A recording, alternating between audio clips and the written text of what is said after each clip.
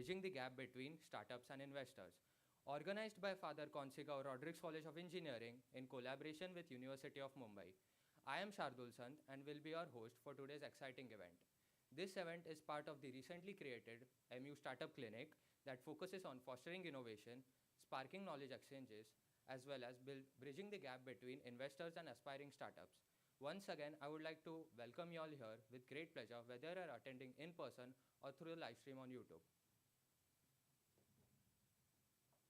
As engineering students, the importance of startup cannot be overstated. You are in an era where the traditional job market is not the only route to success. Startups offer an incredible platform where innovation and entrepreneurship can thrive. In fact, 60% of today's largest companies start as small scale startups. According to Startup India, more than 4,000 startups have been registered in India, with over 45% of them being driven by technology and engineering solutions. This clearly indicates that the potential for creating a successful venture as engineering students is tremendous.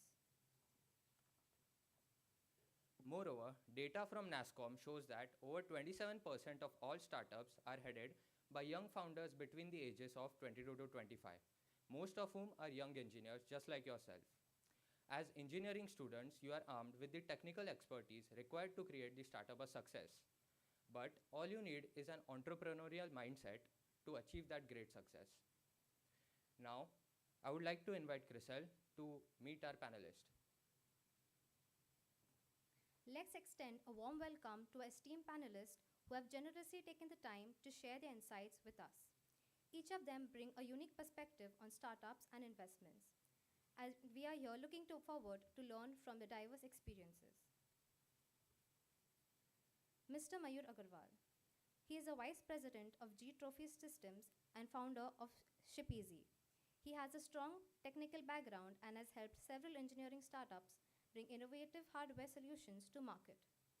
His role as a mentor to early stage startups has been pivotal in shaping many successful ventures. I would like to call upon Parshvi ma'am to give away the token of welcome to Mr. Agarwal.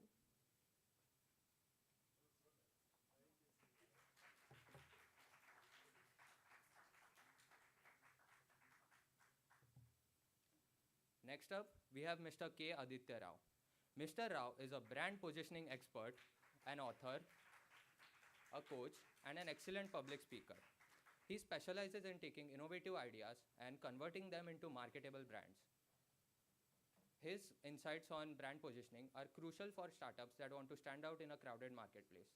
I would like to invite Monali ma'am to present a token of welcome to Mr. Rao.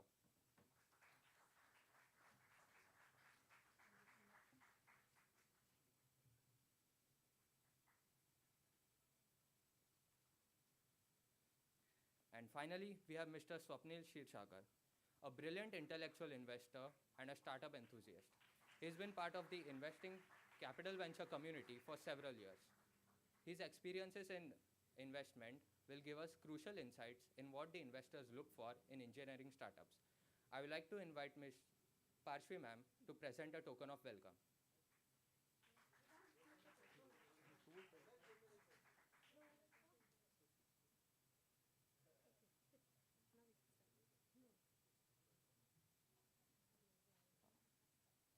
Now, let's get on with the heart of today's event. So first off, we have a panel discussion, after which you can ask your burning questions to the panelists. For the panel discussion, we will be mainly centering on two topics, the startup ecosystem as well as the investment landscape. For the startup ecosystem, challenges and opportunities. Startup is not just a small company. It is the main driving force behind technological advancement as well as economical growth. Startups provide job opportunities, promote competition, as well as are mostly at the forefront of solving major societal issues. However, startups often face various challenges. Our panelists will give us crucial insights in how to overcome these challenges as well as capitalize on various opportunities. For the second topic, we have investment landscape, understanding the perspectives on seed and growth funding. Investment plays a crucial role in startups. However, the perspectives of investors may differ depending upon the stage of startup. So our panelists will give us knowledge on what the investors look for in startups, the key metrics that matter to them, and how to position startups such that they can gain the right investment at the right time. So first off, I would like to invite Mr. Swapnil for sharing his insights with us.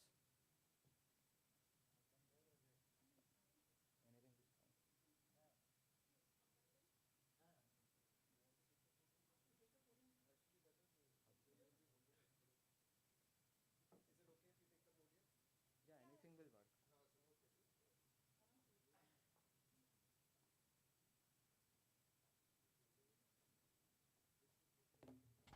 Okay, so to start off with, thank you for a lovely introduction. So I would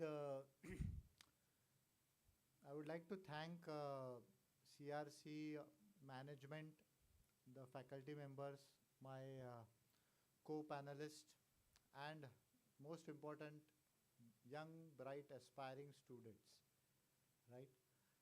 Why are we here today? We are not here for a lecture, right? We are here for a discussion, okay? And we are here just to understand what is the startup ecosystem all about, right?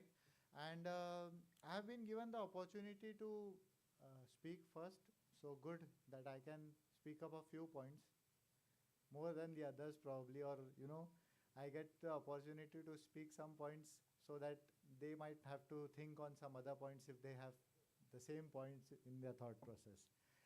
Anyways, so I'm Fr.CRCE. I have 15 plus years of work experience across corporate consulting, training, and developing startups.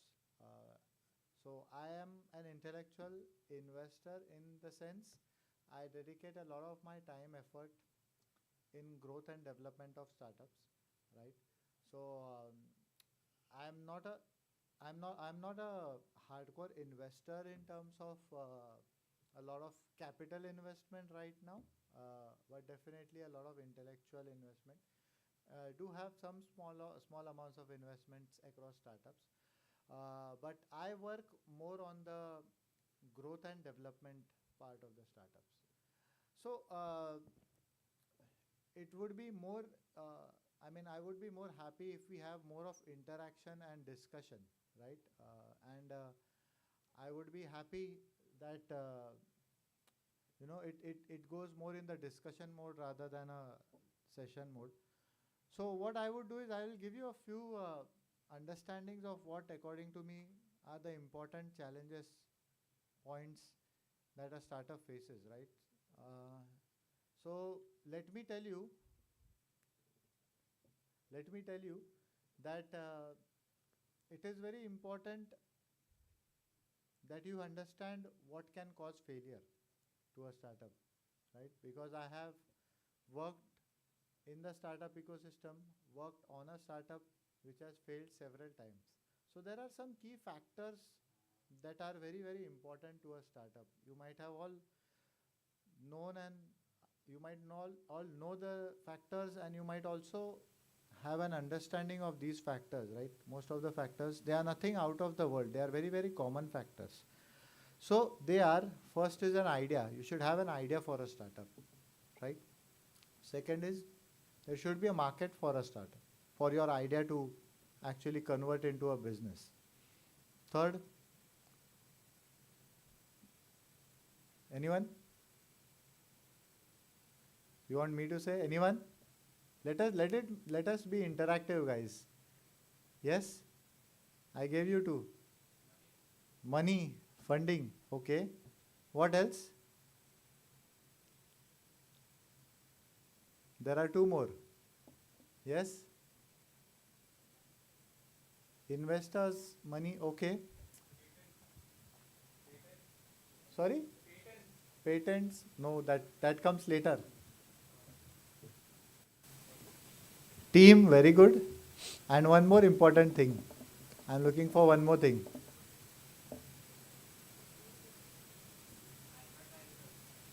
No. No. Customer market bola na, second point. Yeah. Yes.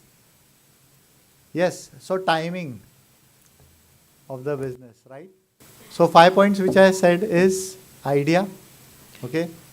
then the market, then your timing, your team, and funding, right? These are the 5 important things according to me. Of course, there are various other opinions which you might have, more other factors or parameters which are there. What I would like to say is that I would like to keep it very simple, that if any one of this is not there, then you face a challenge. And as you know, that the success rate of startups is very, very low, right? So when was Startup India launched in India? Which year?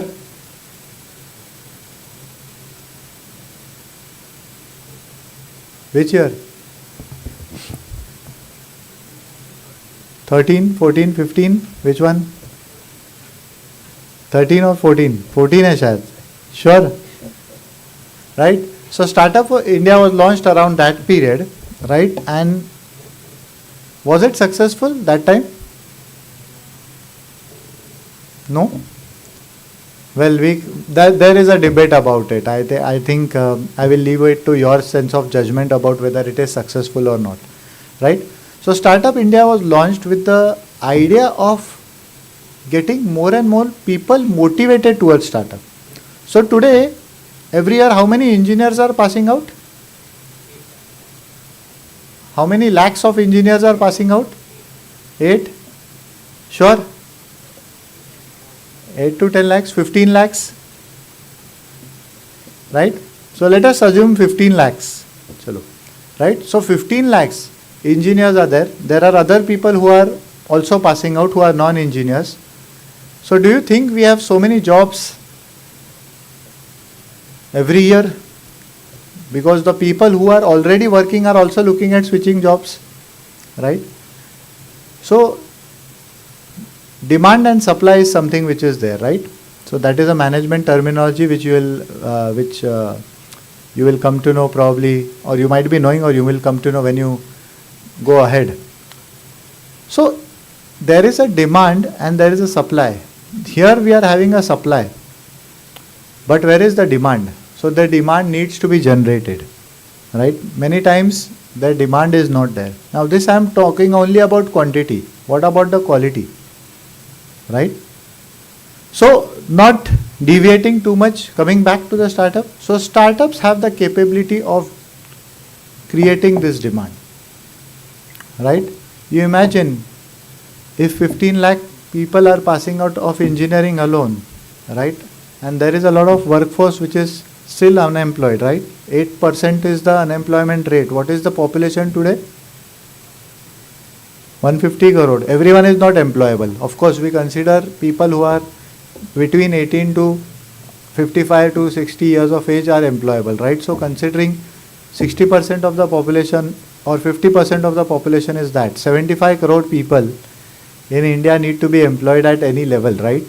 So right from a, you can say a lowest level of being a worker to the highest level of being a CEO or a MD of any organization. So it's a big figure, and we need a lot of people to be generating businesses, right? And that cannot happen without having startups. So if in 2015 or if before that Startup India, if 1,000 people were attempting to start a startup, right? The idea of having Startup India or giving motivation to startups was increase this number. So if I am saying that there is a 3% chance of a startup success, okay, I would like the 3% chance to be out of a million rather than out of only 1,000, right? So what is 3% of a million? That is 10 lakh. 3% of a million. Guys, you are engineers. Quick. 3% of a million is much more than 3% of 1,000, right? So the probability of getting more startups successful is higher when you have absolute increase in the number of startups. This is where we are coming to, right? And investment is one part. There is enough money, right? There is enough money. But people need to understand that how the startup is going to function in the long term, whether it will be sustainable, whether they are doing it only for valuation, whether they are doing it for building value, actual value. There is a difference between valuation and building actual value, right? Valuation is a perception and value is actual value that you are giving to the ecosystem in which you are operating, right? This is where the startups are having a great responsibility. And most of the startups, they are breaking the stereotypes. They are getting, they are getting innovative, right? The work-life systems are changing. The way in which they are operating is changing, right? Simple thing, hybrid mode. So, work from home. Work from home was a partially forced system, right? Due to COVID, most of the organizations, but many manufacturing organizations, they can't function work from home, right? Yes or no? So the way the startups are working, globalization, all these things which are there. How many unicorns are there in this year? Anybody knows? This year, India, how many unicorns? Unicorns. See, all these things you should, if you guys are interested in doing anything with related to startups, right? You should know all these terminologies, you should know all these things, right? Not necessary that you need everything, you need to know everything, but some things you need definitely to, right? Great. So here we are going to understand what are your expectations, and I will not give a long speech. What we will do is, I will let my co-panelist speak, and then we can have an interaction of, it would be great if we have a question answer session where we are discussing on that, right? So thank you everyone. I just wanted to give you all a brief understanding of what my understanding is with respect to the startups, and I would like the host to take the dais again. Thank you. Thank you, Mr. Swapnil, for your generous guidance. I would now like to introduce Mr. Subrai Pai, the Chief Technology Officer at STEMS Tech Medical Devices. He has a passion for medical technology and devices. Mr. Pai has a successful led team that innovates in the medical hardware space. His expertise will be especially valuable for the engineering students interested in medtech startups. I would like to call upon Mr. Vaibhav sir to give away the token of welcome.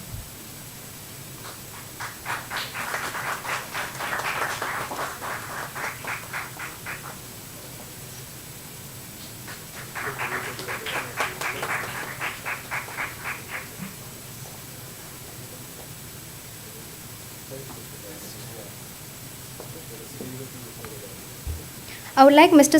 Subrai Pai to please give his words.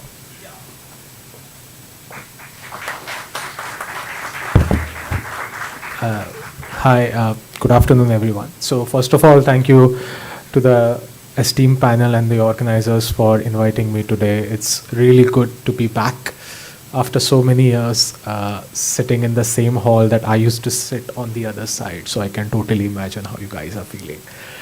So I think I'm especially glad that I'm here to talk about startups because I have just been a part of the startup ecosystem in India in the last 2 years. So I believe from this esteemed panel, I'm probably the one with the least experience in the startups. So my experience might be valuable to you as freshers. And one thing I can say is with startups, the only thing that's constant is the uncertainty. In terms of your day-to-day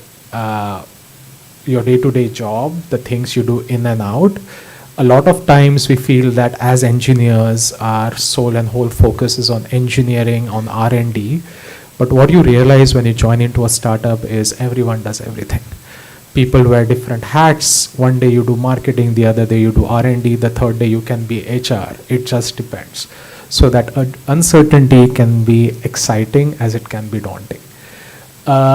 From a medtech space, I think the compere introduced me as someone who's in the medtech space. I think that is something that I have been interested in because of personal reasons. And especially for students, I think medtech in India is on the cusp of something great. To give you an example, 80% of the medical devices in India are imported. This was something that was felt acutely during COVID, when a lot of the ventilators, because the other countries wanted it for their own, that is when a lot of the senior leadership in the government realized the need for bringing up or supporting medtech industries in India. And I'm glad to say that that support is increasing, and now we are seeing a huge number of innovation across all different industries. So when it comes to startups in the medtech space, my experience has been that it differs significantly from the other startups that you see day in, day out, right? So it's not a Swiggy or a Blinkit where within a year you can have $1 billion valuation. I wish it was, it's not the case. In the medtech space, what is especially very critical is that you have to ensure that your product is safe to use, and that can take years and years of development and significant investment. So if you are interested in the startup space, in the medtech space, one thing to be very cognizant about is the fact that there might be a number of years where you are doing development and testing till your product sees light of day, right? So the current company that I'm working for, they were under R&D for 3.5 years, requiring significant amounts of investment to prove that their technology is effective and simple to use. Because at the end of the day, if the technology does not work as expected, you could potentially jeopardize someone's lives. So safety and efficacy becomes utmost important, especially in the medtech space, which can not only take a long time, but it can also require significant investment. So that's been my experience in the medtech space, that the product development cycle is not as quick as some of the D2C or the consumer brands that you see. So if you are interested in the medtech space, having that mindset is equally important. In terms of how to approach it, I think Mr. Swapnil put it brilliantly, that the first and foremost thing to do is to identify the unmet need, right? There are a lot of terms that get thrown out, product market fit, the customer insights. But what you need to understand is there a need that is not being met by the technology today? And coming from a medtech space, just the very fact that 80% of our medical imports are from countries abroad, they are imported, there's a huge unmet need there. And once you identify the unmet need, reiterating to find the perfect fit is where maximum effort is needed. A lot of times we get swayed by the glamour of startups, right? I think the media has done a great job of glamorizing startups. I also felt the same when I joined the startup, that it would be all glamour. But unfortunately, that's not the case. It's a lot of grind. It's a lot of hard work. At the end of the day, if you are one of those startups, which I think 3% startups succeed, I think was the number, then there's definitely light at the end of the tunnel. But please understand that what you see in media is not the reality. The reality is totally different. So in short, without taking a lot of the time, what I would say is my experience has been there's great talent available. There are a number of problems that need to be solved. What is needed is the rigor, the focus, and the mental toughness to be able to grind it out and pass through the huge chasm so that you have a successful product at the end of the day. Look forward to all your questions. Thank you.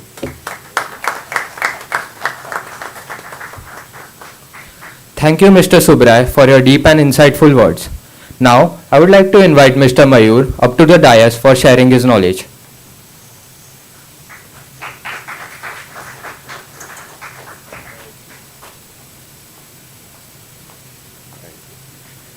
Thank you for that lovely introduction, and thank you to the college and management, and especially you students who are here, and the panel. My God, that's lovely, insightful thoughts that you all just shared. the size and scale of things and opportunities that are there that Swapnil shared. And Subrai, hats off to you. My God, you're on a tough path ahead for how you're describing medical tech to be. And, that's so interesting because, at least on my side, I'll give you a little bit of perspective. I'm 2007 production pass out from the college. And, I stayed in core supply chain for the longest amount of time. So 2007, I must have joined Mahindra, then Godrej, then Elecon. I went for my master's in industrial engineering. So I was just being in supply chain throughout as almost like a professional, need that I was solving because I had become a manufacturing engineer. So interestingly, 2014 and 15, I had some of the most toughest times relocating. So what ended up happening was I was shifting quite a few cities. I had gone to Ahmedabad, I had gone to Delhi, then I stayed in Bangalore for a very long time. And all throughout, my shifting experience was terrible even though I was in supply chain, even though I was in logistics. So what I ended up discovering was that logistics, even though as a day job for me, is something I do every day, but personally I could not execute it. And that came with the idea of ShipEasy. ShipEasy was identified as a clear gap in the relocation market, which I felt that it should be a matter of taking photos of what you have, pickup address, destination address, and relocators should be bidding to win your requirement. Back in 2014, we used to have something called a Just Dial. I don't know whether you all know it or not, it still exists or not. That time, you would have to call and you would have to say that, I need a packer and mover. And then, for next 15 minutes, you'd get bombarded by calls from Just Dial, verified packers and movers, who are literally quoting you on the fly, right? And you really don't know what is happening. And imagine that, if you are and relocation isn't something that you do frequently. It's just that 14 and 15, I had that phase where, I ended up relocating 4 times. But once a year, probably if your lease is for once a year, that's, the longest. After that, you're going to come back. So those packers and movers used to look at you as almost an opportunity, you as a customer, for once for that whole year. You're not a repeat customer for them. So, for them, it was like a fastest finger first, that if we get you, then, we get you. So that's how I kind of identified. And I started by saying that, what, I see it as a need. And I see it as paying customers.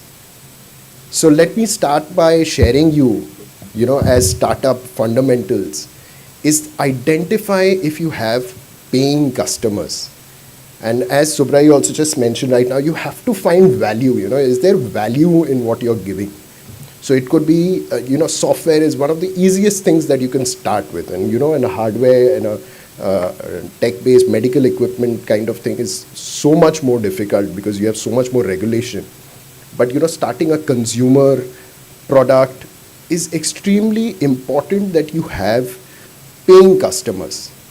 So first things first, you identify where exactly your idea is lying, which I think is the most important homework that you can do. Are you catering a business customer? Are you catering a consumer? Do they have purchasing power for the solution that you're giving? Do they have an alternative for the kind of value proposition that you're giving? All of these questions, which are very fundamental in nature, sometimes us as engineers, we forget to answer these. And we feel that if I make a cutthroat or a very technologically superior product, people will buy it. Generally, that is not the case. Always remember, if you come up with a breakthrough and you feel this is something that is light years ahead of whatever is available in the market, tone it down a little bit. Call that your phase 10. Make a little more viable product that is just superior than your competition out in the market is. I think I spent from 2014 to 16, even though my product was started as a B2C product, I essentially had to move into B2B. Because for me, B2C customers were once a year. I wouldn't have that. So the cost to acquire a customer for me was so much more higher that essentially, that little model that I developed for relocation, that I ended up selling it to Just Dial only. So imagine that, the biggest competitor that I had was Just Dial, who was giving a extremely bad service. I ended up developing this app where you could take photos, upload, and next thing you know, people are bidding to win. Just Dial is the one who ended up taking that product. And have you ever heard of anything like this by Just Dial? So imagine that. Now your competition took that product just to kill it from the market. I was literally acquired by Just Dial for removing a service like this from the market. Imagine always that there is a paying customer ready for you, but you have to go and communicate with these customers. One of the big mistakes that I made was not interacting with enough people who are living on rent, for example. They are the most potential customers, right? Do they have a pain point that I'm solving? Are they willing to pay me money for a service that I'm giving? So I think these, for me, I'm sorry, but I'm a Agarwal pure Bania at heart. I think the more you revolve around the money element of your startup and your idea, I think the more chances are that you'll have all your unanswered questions getting answered. Remember, life is extremely difficult. Between 14 and 15, I must have gotten ridiculed by my entire family for doing kind of things that I was doing. Then I essentially pivoted to making my product B2B, and it made it into a reverse auction for, I was trying to compete with Aribas of the world, which is the SAPs of the world. So again, made more mistakes getting into sectors which were, extremely difficult. But let me summarize. Be ready for unglamorous, difficult, grinding days and nights with very little support, except, almost like tokens of appreciation that you'll get. That is the max that you'll get. And be ready for those kind of days and nights. I think that is what I would like to summarize from my journey at least. Chalo, thank you very much. Looking forward to your questions. All right. Thank you, Mr. Mayur, for your knowledgeable words. Now, this wraps up the first section of our panel discussion, that is the startup ecosystem. This round is now open to the audience for asking any of the questions to the panelists.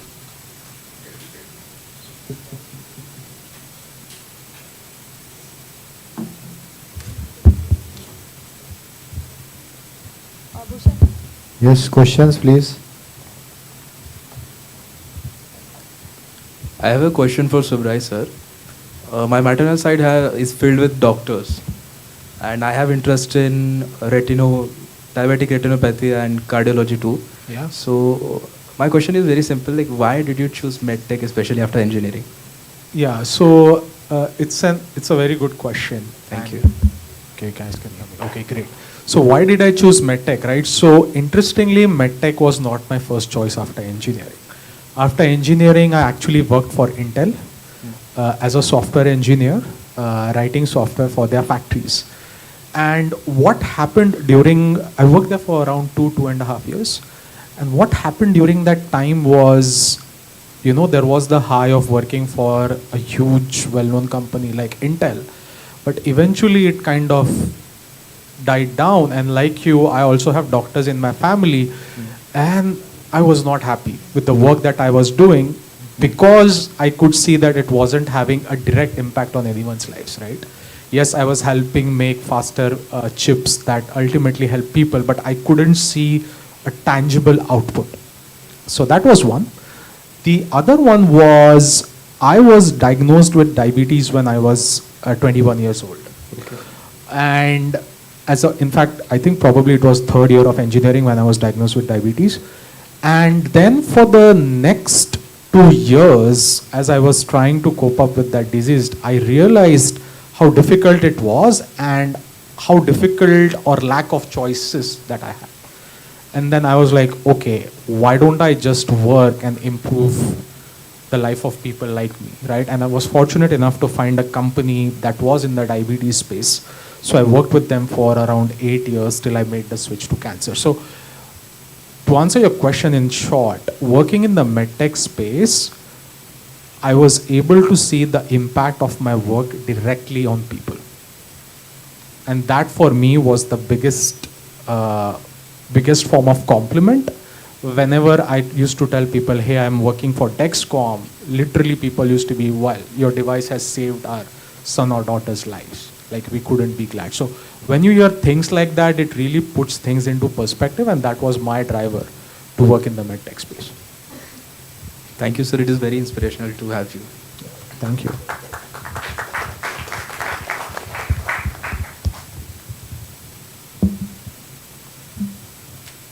Yes, this guy.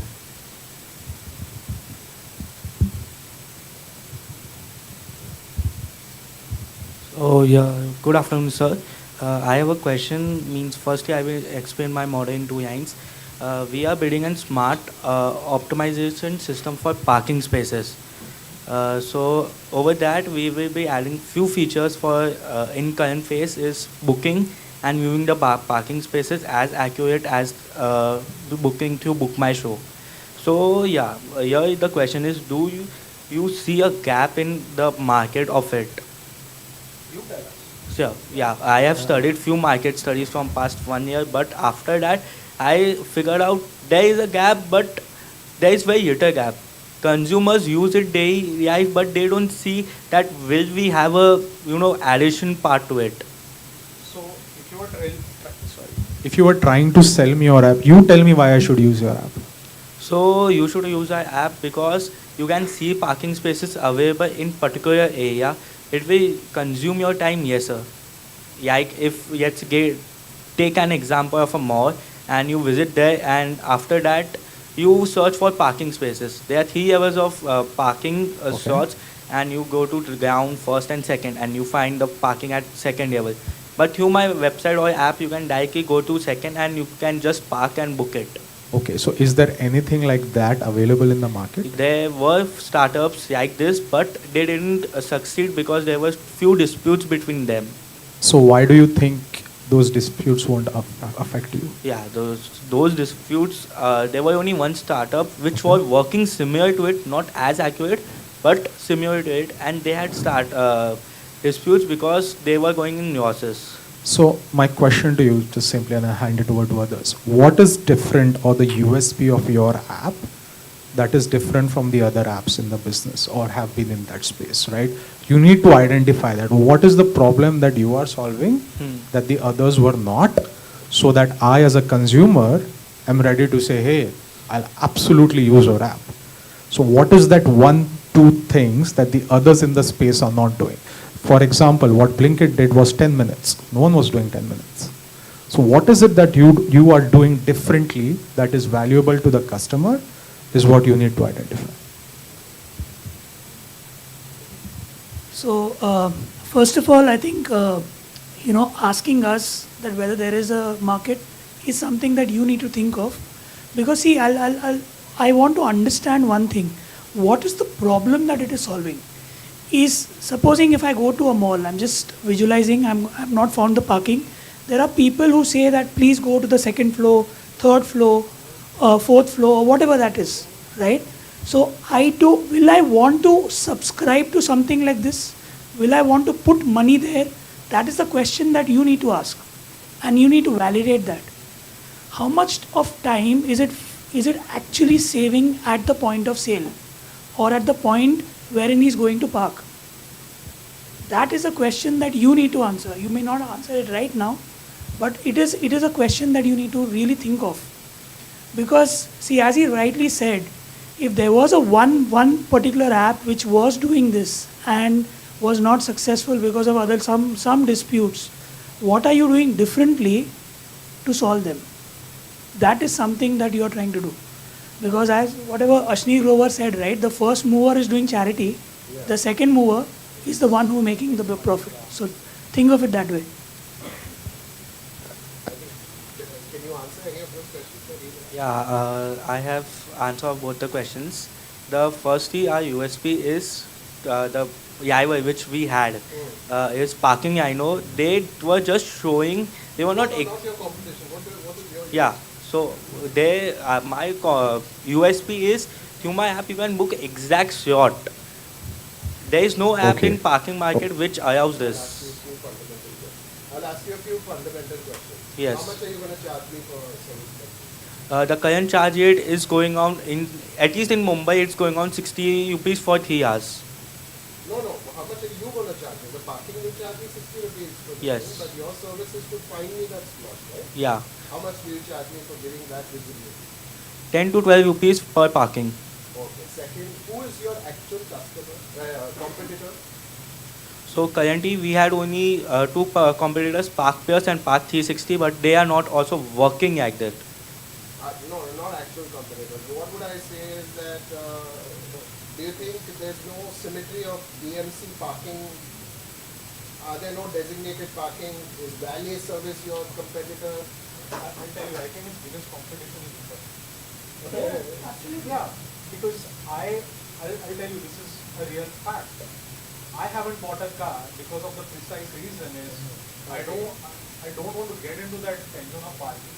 So your biggest competition will be Uber and Rapido. How are you going to convince people not to travel by Uber and Rapido? No, let's give them the benefit of the doubt that, okay, there are 10 million cars that are there, you're solving it for them. Now, is it only applicable in malls?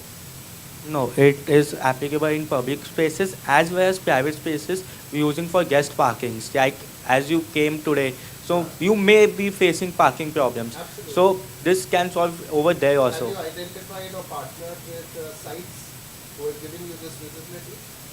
How are you going to get the data that the parking is? Google Map, using your map or something like that.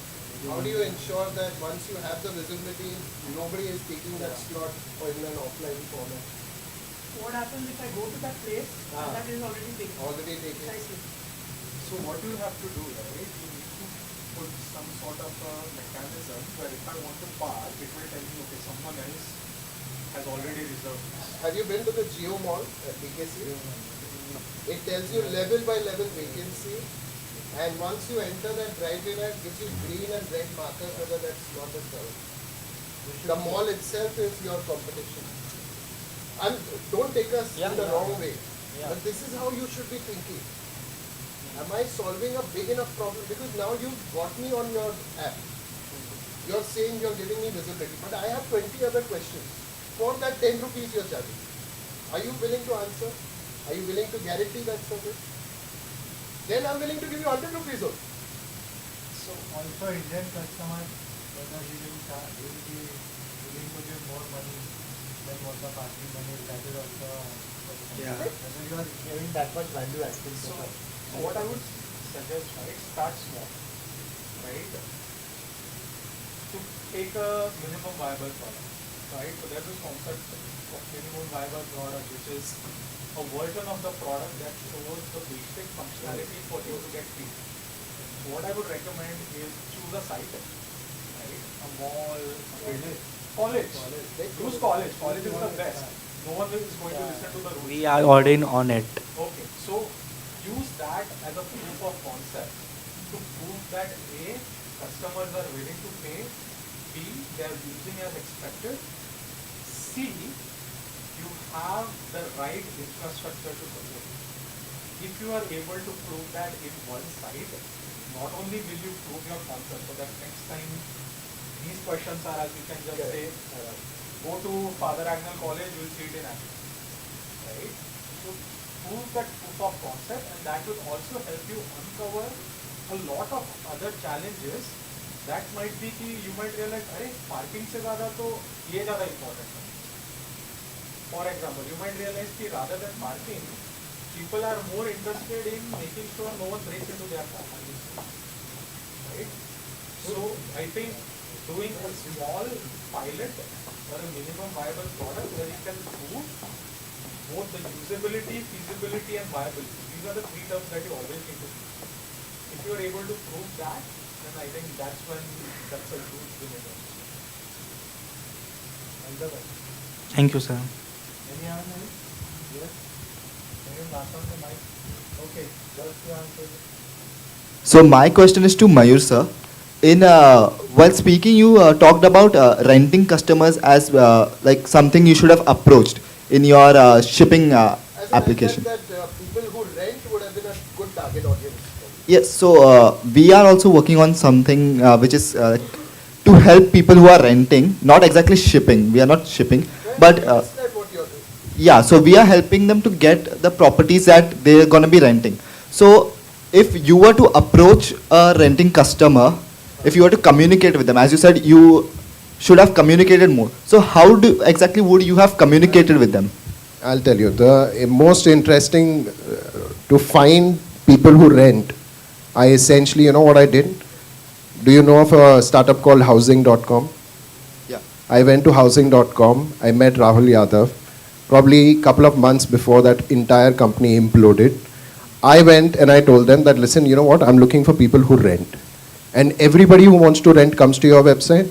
Y'all are not making money. I'll tell you what, whoever from your website gets converted on my application, I give you 1% of the invoice.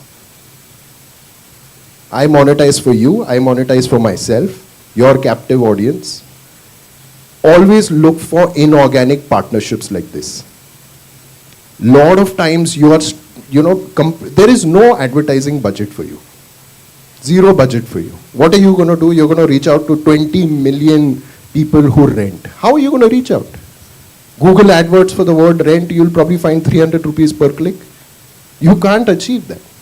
Look for a captive audience which is already going to a certain place and tap into a partnership like that. Never feel ashamed to ride on somebody else's back, because your value proposition might benefit that person also.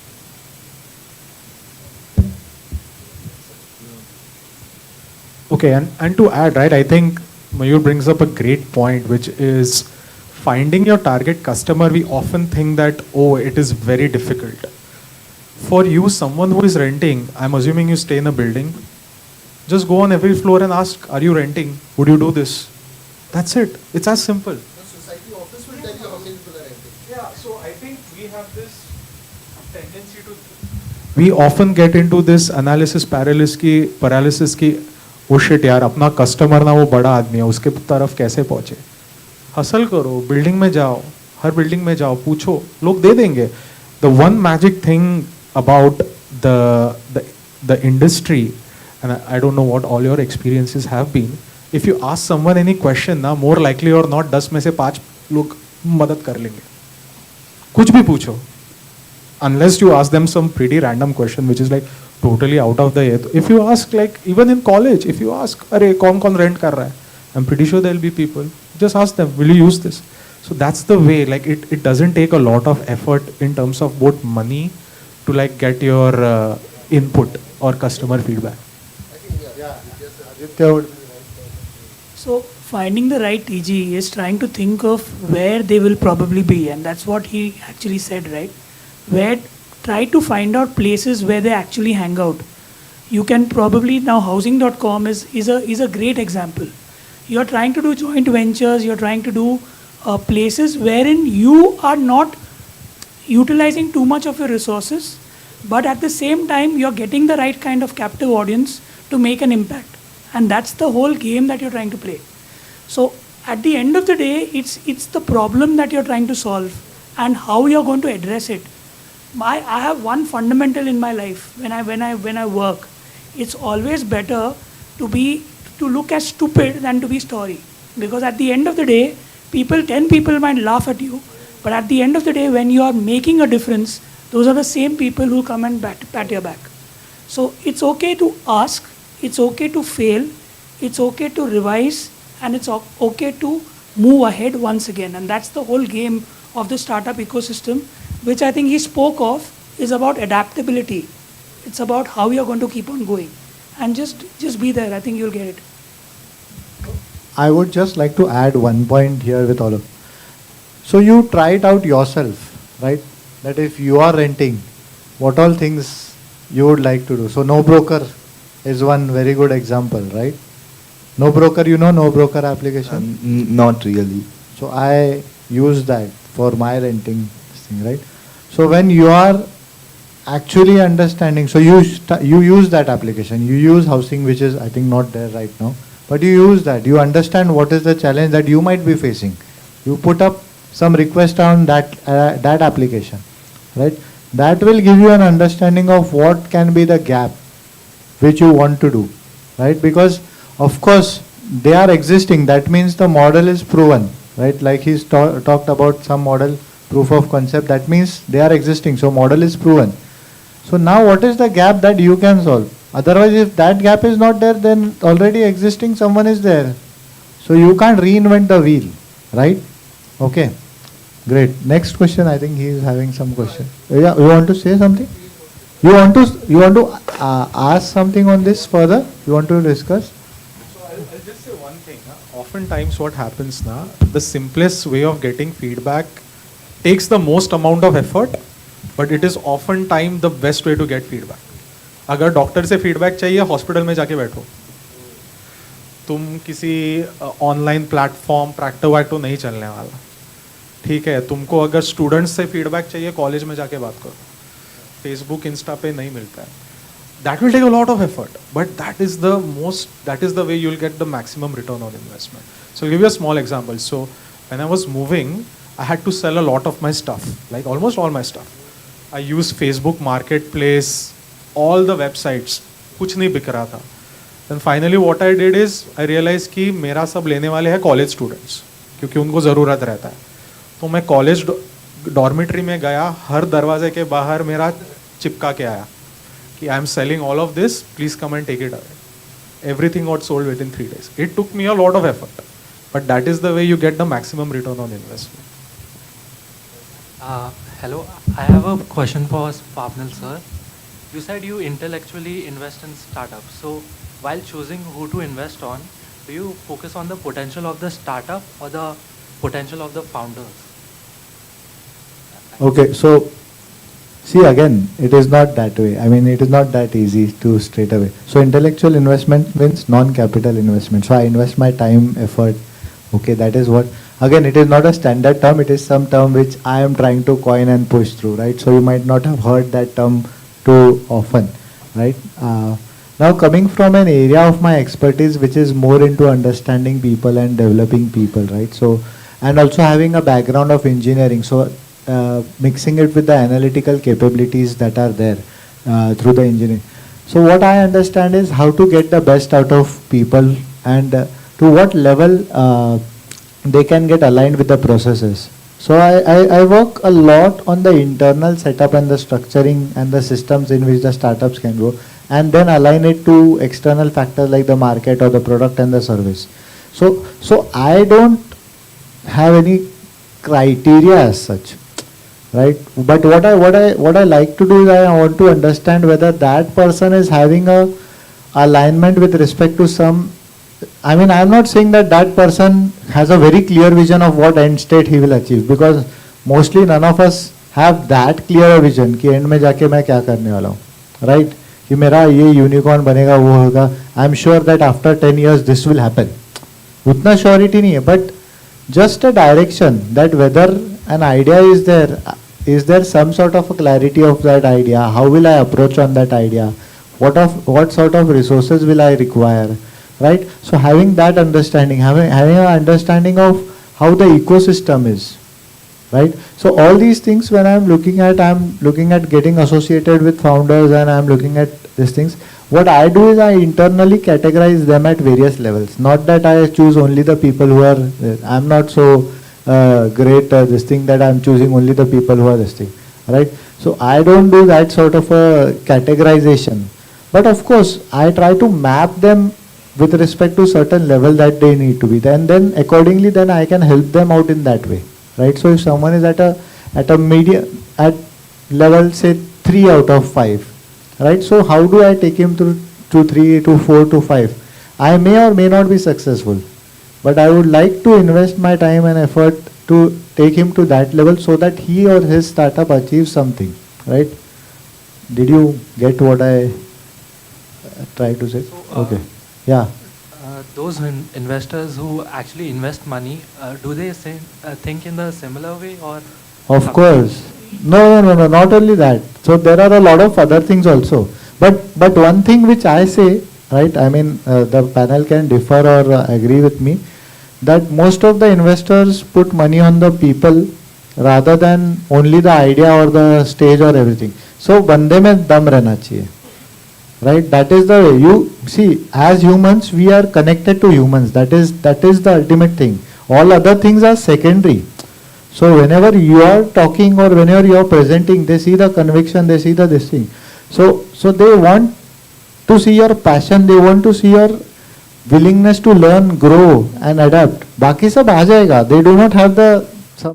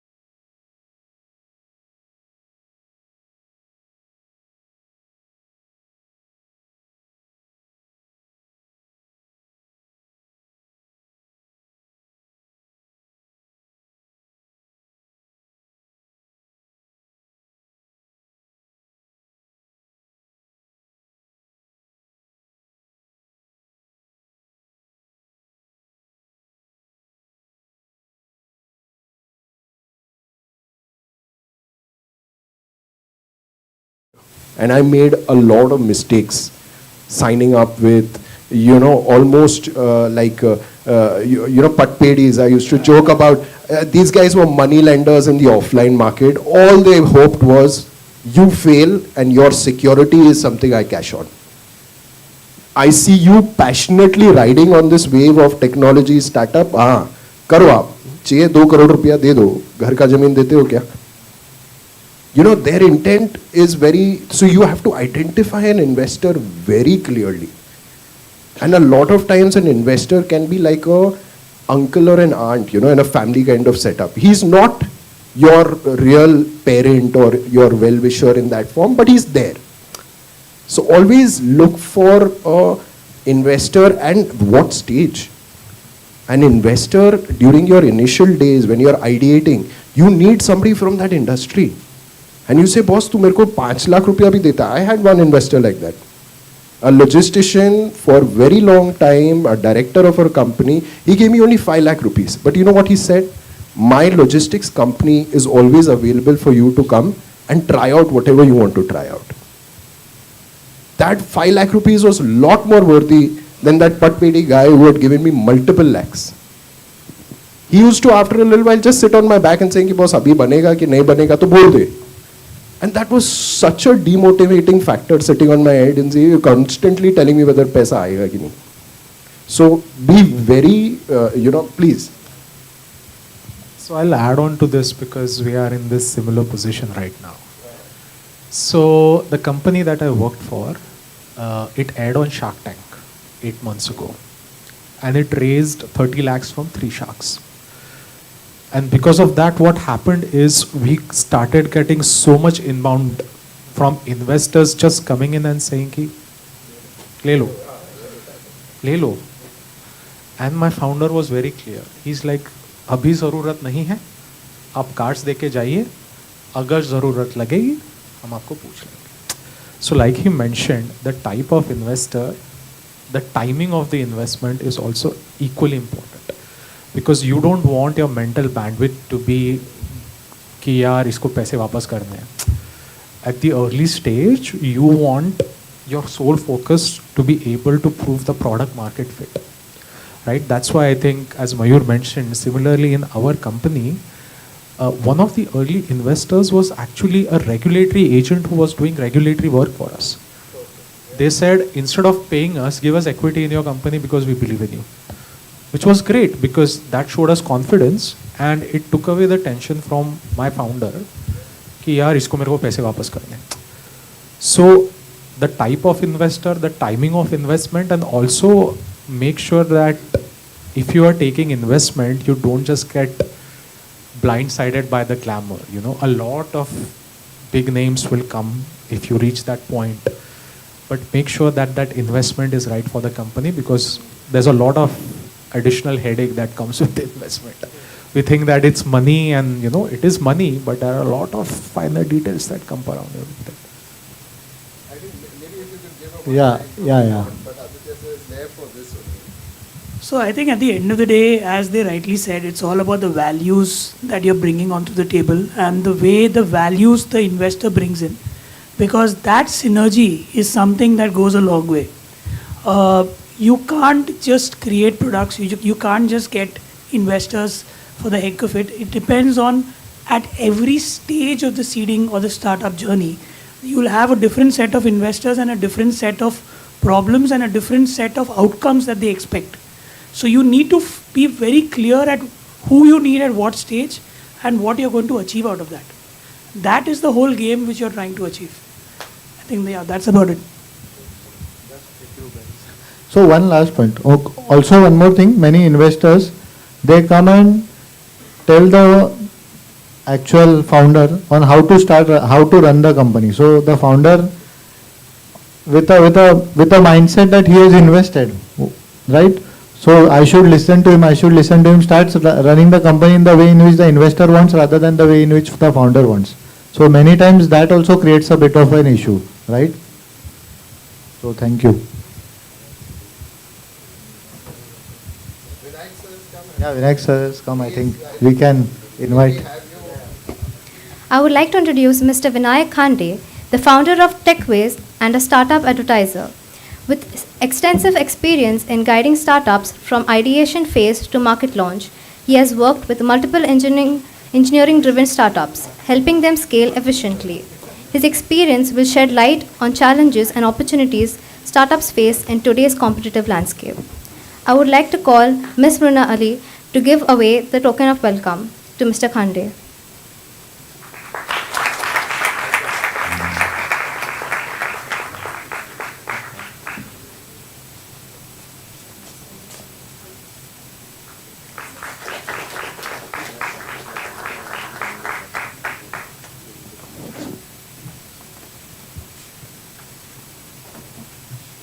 All right, so we have time for only one more question. So anyone has one?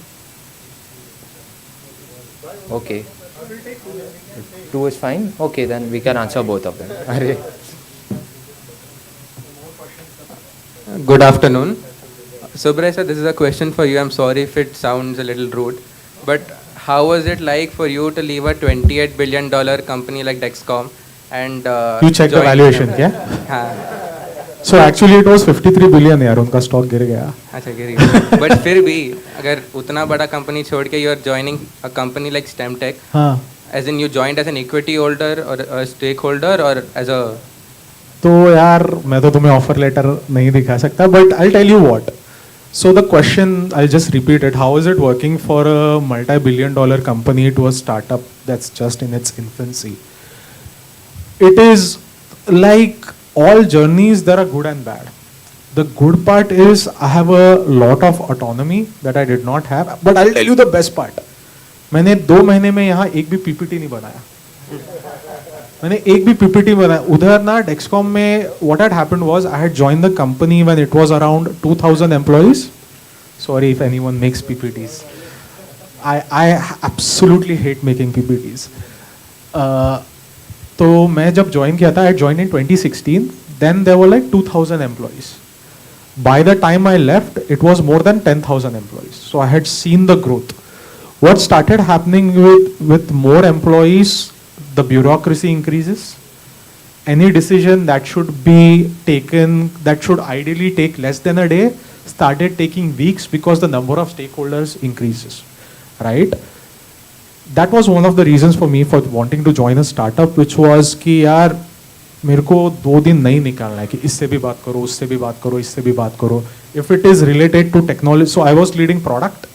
If it was relating to product, the ultimate decision lands with me, and I should be able to go forward. But I had to talk to 15 different people. Number one.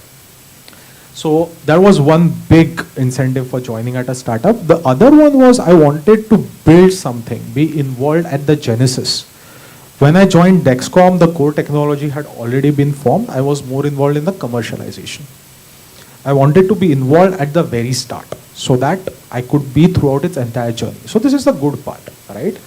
The good part is you get more autonomy, you get to define what it works. Now the flip side of that is, as I said, every day is a different challenge in a startup. कुछ भी होता है. परसों एक technician ने job छोड़ दिया बिना बताए, गया. तो मैं बोला यार कुछ नोटिस पीरियड बोलते हैं, कुछ नहीं होता. वो आया, वो गया. Figure out. The other thing is lack of processes. When you are a company with multiple $1 billion in revenue, hundreds of thousands of employees, you have set processes. कि ये करने के लिए ये करना पड़ता है, ये करने के लिए ये. You have different departments. Startup में कुछ नहीं रहता. तुम ही मार्केटिंग हो, तुम ही रेगुलेटरी हो, तुम ही क्वालिटी हो. So you have to wear a lot of different hats, right? So that can be challenging, but also I can go on and on. But these were my main differences. Is on one hand you get a lot of autonomy, but there's also a lot of randomness because of a lack of structure. Okay, thank you. I have one more question. Yeah. This question is related to the project that we're focused on. Okay. Suppose you've been pitched by a social media marketing agency, or suppose you've been asked to mentor them. Yeah. What are the first factors that you look at when you're joining them as a mentor or as an investor? This is a generalized question for everybody. Acha, first of all, I would say I'm not the right person. Because I'm hardly on social media, I would probably refer them to my wife because she's in the marketing space. But for me, right, I would look at it in terms of, again, back to the question that we tried to answer for this gentleman. What is the value that you are bringing to me that is not available in other agencies? If you are able to articulate that to me, then that is where, that would be the first question. Why should I join you rather than WPP or whatever, Ogilvy and Mather are the big agencies, right? Why should I come with you when those guys have been working and doing social media? What is it that you bring to the table? So that would be my first question. So I have one company on board whom I am consulting. They are a digital marketing consulting agency, right? So they are having a challenge of the vision of growing it into a scalable startup or a scalable company. The problem that they are having is they are offering a generalized service. It is a service, right? It is not a product, right? It is a service. So how will you scale it up? Because they are having clients across Australia, Middle East, right? They are having one office in Australia who primarily gives them the business. They are executing it at the back end over here, right? So how will you scale that up? That is one thing. Second is the utility factor of the employees, right? How many employees are there? How many people are there? Is it more of a freelancing type of a work that you are doing, or it is more of actually a company that you are trying to set up, right?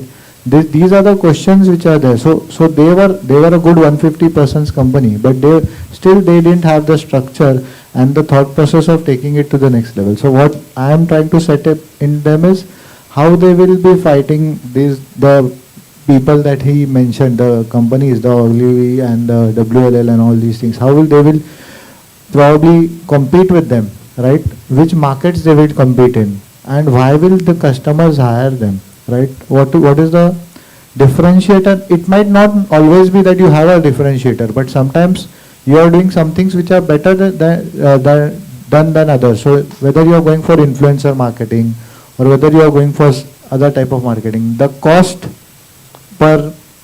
that you are incurring, the cost that your customer is incurring, whether you are giving the benefit. Of course, you don't play on cost in the long run, but what is that thing that is going to bring you some sort of advantage, and whether you are aligned to that thing. So this is how we need to work when you are talking about something which is social, and whether you can productivize it in the later stage. So whether you can automate it to certain level which you can productivize. So one component of SEO, you might be knowing SEO, right? So that is something which we told, which I mentored them, and I told them that they should automate it in such a way that you don't need people to work on that. Of course, AI is coming up, but still you need human intervention in that.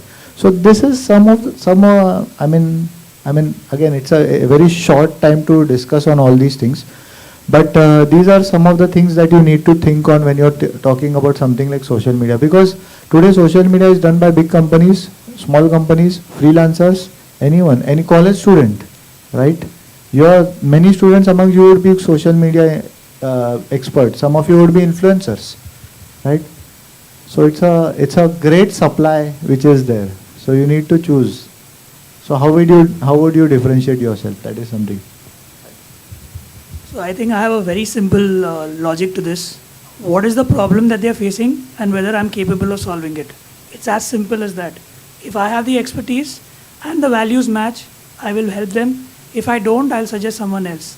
That's the way it goes. So I'll keep it very short. No, I agree with you. Essentially, why you are looking for mentorship from the person that you're, seeking mentorship. Okay, so similarly, the mentor also has to evaluate, as to what value we can, bring to the table, and is it really, adding value to you. You as in your venture.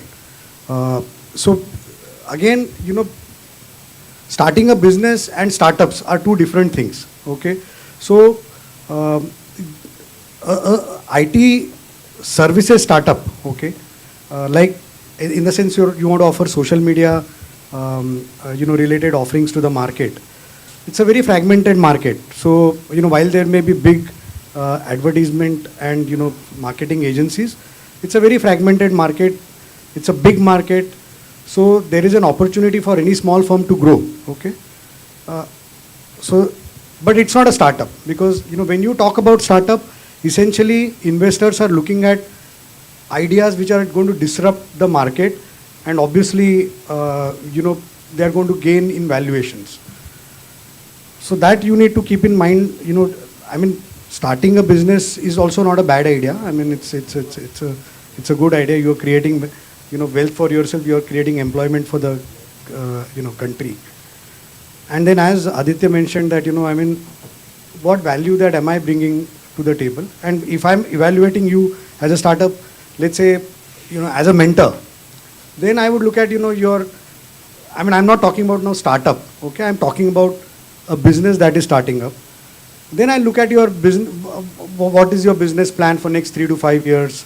What kind of markets you want to target? Where? See, sometimes it's not necessary that you will add value by your own knowledge. Okay, one of the startups that I was mentoring, was in food business, and it was not even food tech. Okay, simple food business. Incidentally, they came on Shark Tank also. But I didn't have great, initially I went in there as an investor, and then of course I ended up becoming a mentor for them. But then my job was to, get to them the right skills that they wanted, because they were very young guys, dropouts from, forget about, graduate colleges, undergrad, postgraduate colleges or something like that. One of them was just 12th pass. Okay. So, you can add value multiple ways, like getting right investors, getting, mentors. So I got them, somebody who was in food business who had served CEO for a couple of companies in India. So that, like, your question was, what will I evaluate? I'll evaluate, in terms of what value I can bring in, and secondly, what are your business plans? What kind of expertise that you are looking at, and whether I'll be able to help you on that or not.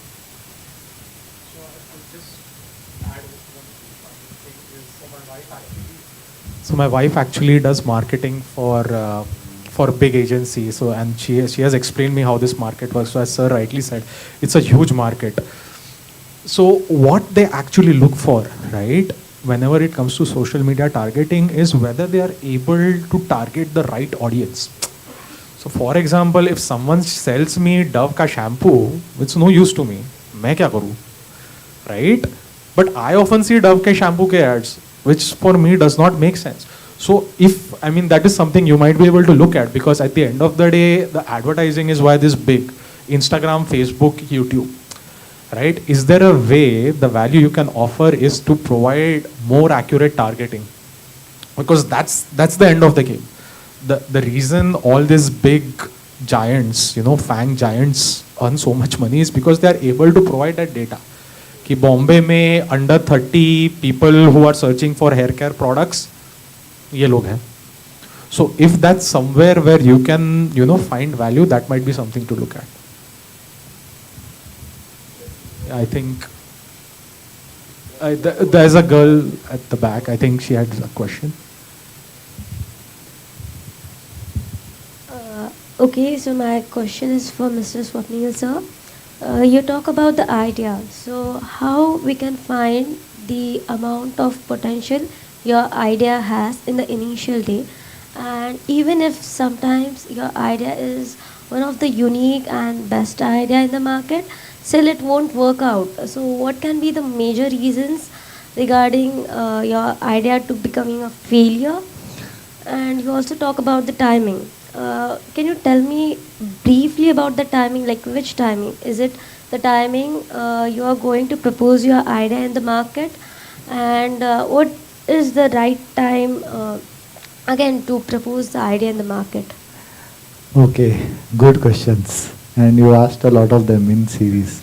So again, so I would like the esteemed panel also to give their views, because this is very interesting point which is there. So idea can be anything through which you are going to help the ecosystem achieve something, right? So now Uber or Ola, if you say, it's an idea of mobility, right? That is something which was not there. Earlier we used to have public transport system in Mumbai before Ola and Uber, right? We used to have local trains and we used to have buses, right? And we used to have our own vehicles and rickshaws, auto rickshaws, right? So Ola and Uber, right? They were there, they came at the right time, right? What would have happened if Ola and Uber would have come earlier, when there were only Fiats and ambassadors? There would be no takers, because the purchasing power parity probably of the people was not at that level, right? Today we can afford an Ola and Uber, right? Even as students you can afford, right? But say 30-40 years ago, it was not the right time to launch something like a Ola or Uber, because people were people didn't have that purchasing parity for that type of an idea, right? So something like Airbnb today, right? It's a great idea, because it's a shared it's a real estate space which you are letting it out on a temporary basis for someone else to utilize, which is unutilized, right? So there is a constraint of space. There are more 8 billion people, 800 crore people, and there is limited space in this world which has been built to stay, right? So that is a good idea. So see, idea which can revolutionize or which can change or which can impact the life of people, the way the things are there. Today sustainability, a lot of people are working in the idea of recycling of plastic or reducing the waste, e-waste. Now there is something which is going on where today a lot of ideas are emerging on how to recycle batteries of EVs, electric vehicles, right? Because we are still not yet to reach to that phase of saturation where disposal of EVs is becoming thing, because disposal of EVs is very dangerous, right? So something like this which is going to impact the larger ecosystem is something that your idea is in, right? An idea can be anything. Huh? It can be a social idea. Facebook. I don't know whether you guys know, that time Orkut was one of the initial public messaging or whatever you call it, right? Messenger services, right? Orkut was there. From that actually Facebook evolved. Facebook, and today even Facebook is like almost on the verge of dying, because many of us are not doing. We are more on Instagram and WhatsApp, right? So something like that which can bring a significant impact or change in product or service. So product means physical product which is there, and service, right? So that is something which is there. Drones, all these things. So these are ideas which are there, which can create an impact, which can create a change, which can add value to the ecosystem. Okay, that is one. Timing I already told you, right? That one is simple thing, that purchasing power parity is there. There are many other things. Whether the market is ready for that idea to launch, right? So space travel. Today everyone can't afford space travel. If you give space travel on a mass level, people won't be, and that's why they're having very limited space travel, right? So that is the thing. And what else did you ask? Sometimes when your idea has a great potential, but it still fails in the market. So what could be the major reason of that idea become? Because market is not ready for that idea. It's too early. They are not mature, and of course, that need is also not there, right? That need might also not be there. So you are over satisfying. Okay, I will give it to her. So I think, see, one thing what we also said is an idea germinates from a problem. What is the problem that you're trying to solve for the customer? That is going to be very critical.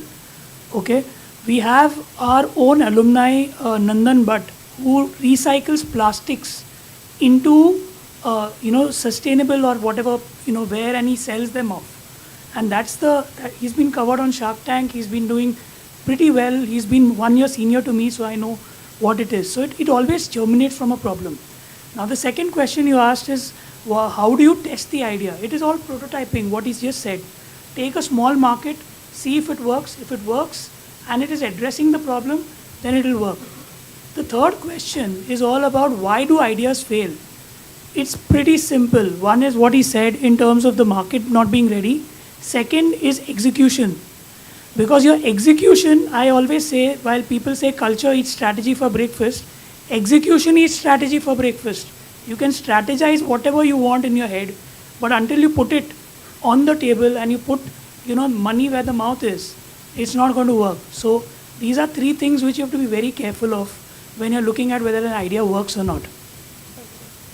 Yeah, I think very good points, mate. See, need. The most fundamental thing is need. I mean, 10 years back or 6-7 years back, was Zoom as popular or Microsoft Teams as popular? No. Suddenly people adopted it because, it forced them to adopt. And that was a great timing at that point in time. Okay. So, circumstances force, there are many factors. Like one of the companies I know has been in solar business for last 15 years. Okay. They've been sort of trying to, sell solar panels, etc., etc. And suddenly in the last 2-3 years, their turnover has zoomed from 5 crores to 500 crores. It is amazing story. Why? Suddenly there is, awareness about renewable energy. There is a lot of consumption. Government of India is pushing, lot of subsidies or, other kind of grants, for companies or individuals to adopt. So suddenly there is a boom in the market. So sometimes these are environmental factors also that can kind of decide the fate of the the startup in terms of timing. When Swapnil talked about Orkut, exactly it came to my mind.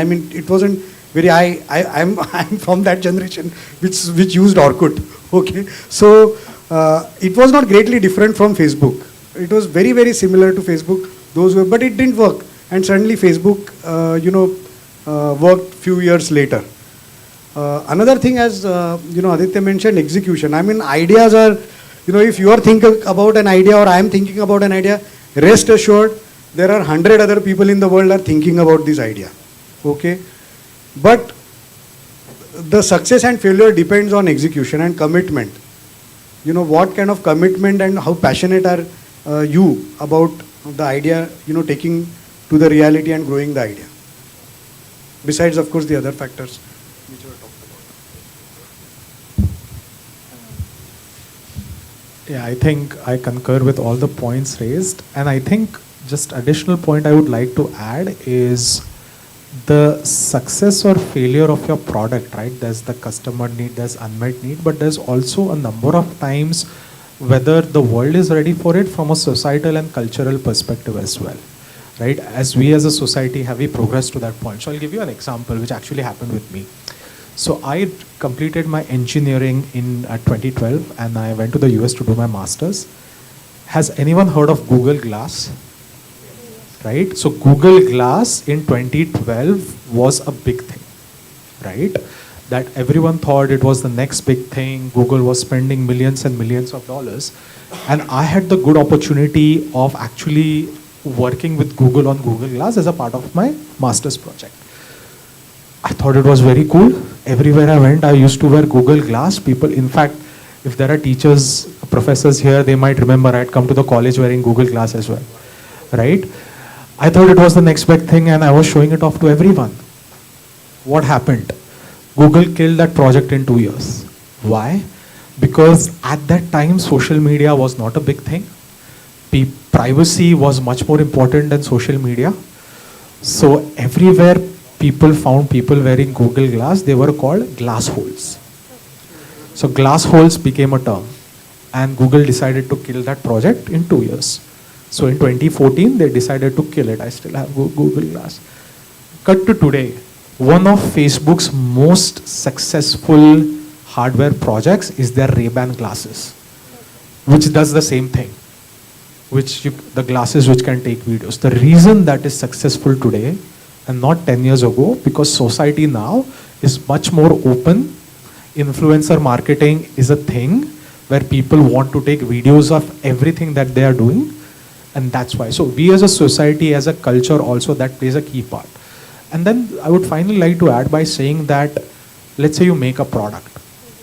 You figure out the time is not right. I think pivoting to something that works is very important. A lot of companies had to do it in COVID, right? In COVID, suddenly within a matter of days, they had to pivot. So the ability to pivot is also something very important for a startup. If you look at Airbnb started as something totally different than what it is today. Uber started as a company for ordering limousines and look, everyone is using them for rickshaws. So yeah, Amazon started with books. So the ability to pivot based on the input that you are getting is also very critical.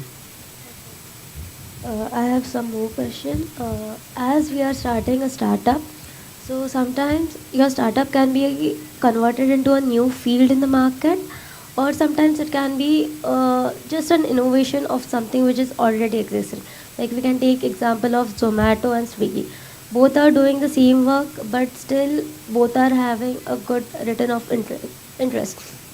So as a startup, what should we do? Like we should enter into a completely new field, or should innovate something which is already existing? And one more and the last question, what is the right age to start in startup? Okay, lovely. I think you've got a lot of questions. I think you should definitely get them cleared out, because one thing I noticed throughout your questions is a lot of doubt that you have, which I think you should, first things first, when you're starting up, you should not have a little doubt in what you're doing. You should have complete conviction. You should have complete know-how about this product's acceptance with a peer group or a customer base. So I think I'm sorry I'm being a little blunt that way, But first things first, remove doubt from your this thing. At least, it's a 5-year, 7-year journey. And, you have to be constantly passionate about this product, even though I like to remove this word passion from startup, because there's nothing passionate in a startup. It has to be business oriented, it has to be money minded. Otherwise, you're literally not doing things. One more thing I want to stress upon when you're saying this. What has happened is now we have become on almost a monotone in defining entrepreneurs. It's a startup. Why not you call yourself an inventor? I like to invent things. I'm a businessman. Where did that word go? Why is that nobody coming and saying, "Ki, I'm a businessman, I want to be a businessman. I'm a marketer. I'm an operator. I'm a team leader." These terminologies can give you so much more conviction in what you're doing rather than tagging along with this popular word called, "I'm a startup entrepreneur." There's nothing you're going to get in 10 years or something like that. And your bank balance is going to be the only factor that will differentiate whether the last 10 years were successful for you or not. Because if you go through this cloud of all of this, what happens in the media and things like that, at the end of the day, Ashneer Grover is walking around with a war chest of 100 crores. He likes to spend his time abroad. He's got a marble tabletop, which he is enjoying. He's coming back and telling you his facts very clearly, saying that, "Listen, I will invest in you if you do this." Are you ready to do that same thing for your customer? Are you willing to say that my idea, customer, you'll save this much of your time, this much of your money? If you can't justify that with conviction, then probably your idea needs a little tweaking. Make sure that that conviction is there. I think that is more important than the idea. So I think the question is whether it's a blue ocean or a red ocean, right? Whether you give which part of the journey that you're going to go. See, it depends on, there are two ways to look at it. If there are too many people, that means there is already a market which is already existing and there is a need for them to differentiate. So that is one thing. Second is, if you want to, as he said, invent, or you want to do something differently, then there is obviously an opportunity in the blue ocean space. The other question that you had is there an age for a startup? No, there's no age. Kentucky Fried Chicken, KFC, the owner started at 65. I mean, there is nothing which stops you from doing what you want to if you find what is the problem that you're solving. See, you may think that I'm being monotone of repeating the same thing again and again, but the entire thing will germinate from what is the pain that the customer is facing and how are you going to solve it. Okay, and that is what you're trying to achieve with your journey. As he said, at the end of the day, it has to make money, because if you're not making money, you're doing charity. So you're not doing startup. Okay, it is all about how convinced you are and how resolute you are, because believe me, I've been in this entire journey. जब भी आप startup करते हो ना, आपके friends भी आपके friends नहीं होते. So it totally changes the ecosystem, the way people think of you, and the way you're received in a group of people also. So you need to have be resolute at the end of the day. That's the whole game. Yeah, I mean, startup, as he said, there's no right age for the startup, although I am of the opinion, okay, this is personal opinion and maybe extremely unpopular opinion, that because nowadays institutions are telling, education institutions, engineering and all, some of the very well known institutions, that you take a break in the third year, do your startup and then come back. I mean, why would he come back first of all if his startup does well? Okay, leave and, there have been examples of greats like Bill Gates and Mark Zuckerberg, who, they never completed their education. Okay. But in my opinion, if you have some idea, then it is better that you also understand how the business is run. Okay. As somebody mentioned, and even while I was coming, I was hearing I was watching the YouTube stream. So you need to look at it as a business at the end of the day. It's not just, about the idea, right? So besides, I mean, ideation to execution and, making the product ready, that is one journey. But along with that, there are other journeys as well, no? So there are other resources, like capital is one resource, human is, other resource, customer, to whom ultimately you are making the product.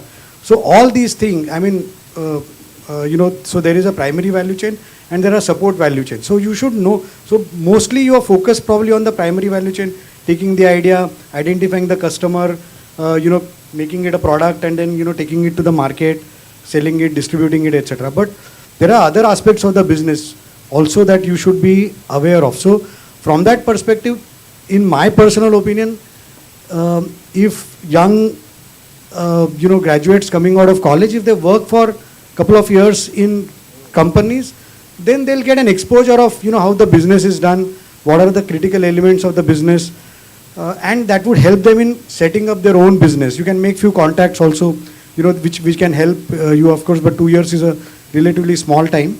But then personally, if I have to advise to somebody who is close to me, then I would say that, work for a couple of years and then work on, your idea rather than jumping right into it.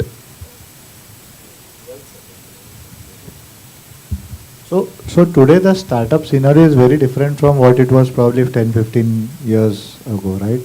Today you have got Startup India, you have got so much awareness, so much of understanding. So again, with due respect to Vinayak sir, but what I feel is that again, if we define 2 years or something, it is still not a good enough time to gain that much experience. So it should be on you actually. If you have that conviction, right? Today is the best day to start. In fact, I always feel that I always feel sometimes, not regret as such, but I feel that sometimes had I started a bit earlier, it would have been better, right? So this thing is there.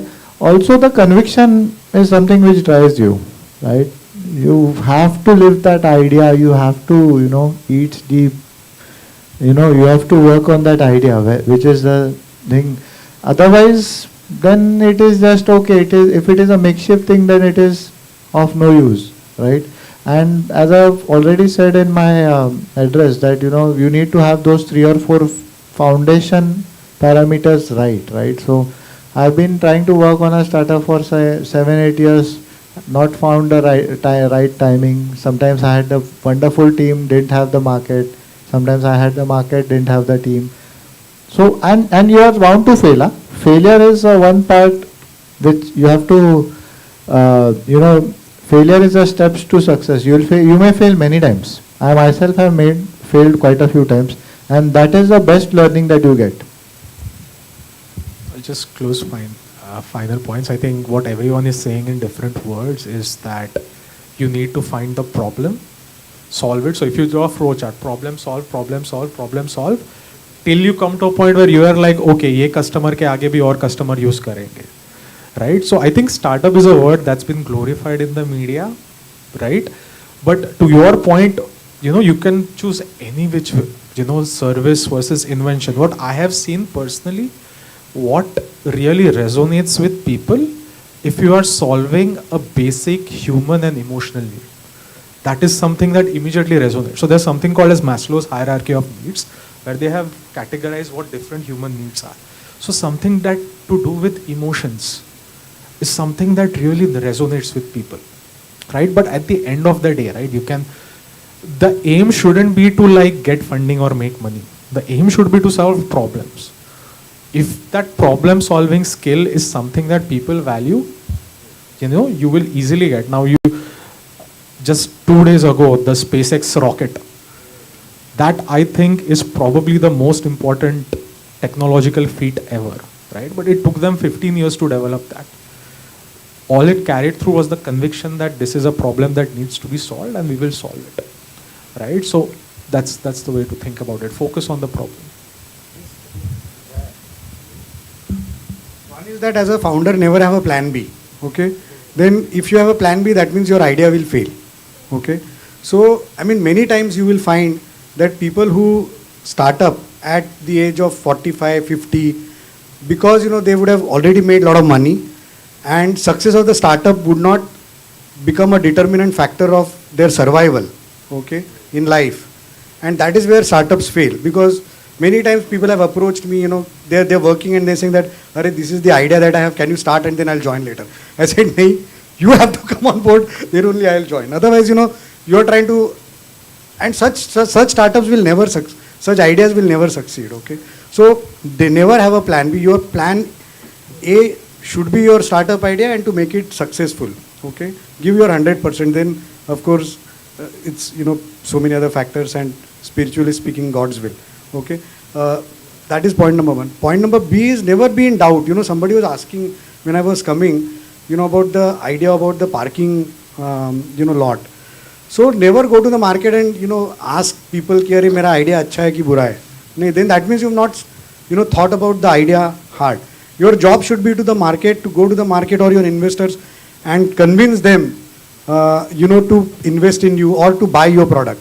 Not the other way around. Ki, "Arey, mera." So that means either you've not, thought about the idea really well, you've not done your research well, and then you are in doubt now.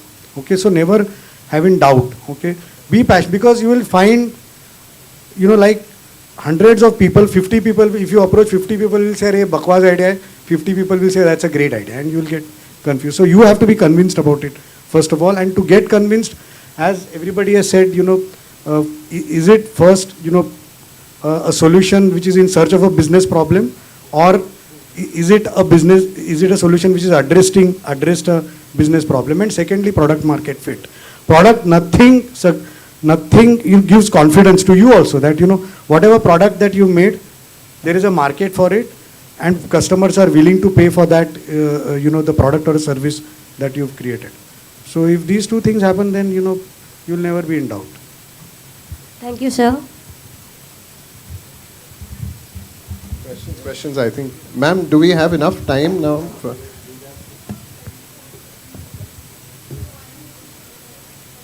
Okay, great. And sirs have their addressing speech as well. I mean, it's not necessary, but we can talk about for a couple of minutes on what investors look for, since that was a topic. We can talk on that. Just by show of hands, how many have investor-related questions? Do you all? So you can either ask the questions and then we can talk. Okay, let's take it. I think let's. All right. So our idea is basically to connect these startups to investors, and generally speaking, my question was, how do we get about getting these investors? Because startups, at the end of the day, want investors, and we'll have a boatload of them. The question is, how do we get about getting these investors into this? See, I'm not going to answer that question, because that you have to think about, okay? I will not be able to, but there are, already, I don't know, so if you look at, the entire gamut of, or let's say process of raising capital, okay, and at what stages you do it. So there are 4 or 5 stages that happen, when startups or any business for that matter, raises money, right? So pre-seed, seed, then angel, and then series A, B, C, which is like where mostly large investors, which are like venture capital funds, etc., come in. Sometimes private equity firms, and then you go public. Okay, so these are typically 5-6 stages of growth of the startup, and then when you raise money. So pre-seed and seed is mostly your own capital that goes in, or your friends and family who come in at that stage. Essentially, it's a very early stage when the idea is probably in your mind. You don't have anything ready. Probably you will have few things on paper, and at that point in time, going to even angel investors doesn't make sense, because you'll end up, giving a lot of equity. Remember, equity. I mean, later on when you'll probably do post graduation in finance, etc., you will realize equity is the most expensive, capital. That is the highest. Interest is not the right word, but the cost of capital that you pay, for is equity. Okay. So many times people get desperate and then start doling out equity just like that. So first of all, it shouldn't happen. But anyway, that is for later. So in the initial stages, you have to have some amount of capital from your own savings or your friends and family. so that you can start working, on your product. Okay. Then comes the MVP. So by the time at least you go to angel investors, they need to see something happening. If you've established product market fit by then with some, by creating an MVP and having few customers, nothing like it, and then thereafter it is growth capital. So in your mind, when you are going to look for the startup, investors, then you need to know what, who are you targeting? Okay. What kind of investors you are targeting? Because every investor is a different investor. Okay. Angel investor, it's a broad spectrum. Now there are entities like, and I'm also hired on a small angel investor group. Okay, where we ask people to invest 3 to 5 lakhs, per startup. And then there are angel investors, like marquee investors who are like Ashneer and Grover and other, like those who come on fish tanks, etc. They will invest 30-50 lakhs per startup. So there are different scales investors. So you need to see what kind of investors that you want to target, and then accordingly it's like you're starting a wealth management service. See, from an investor perspective, this is another asset class. Startup is just another asset class, right? So like you will invest in equities, you will invest in debt, you will invest in commodities. So for startup is just another, or real estate, startup is just another asset class.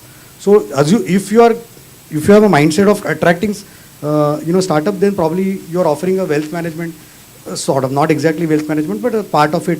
So then you'll have to target, accordingly. You need to understand whom are you target. First of all, what kind of money that startups want. So you'll have to figure that out, yourself before you decide what kind of whom are you going to target.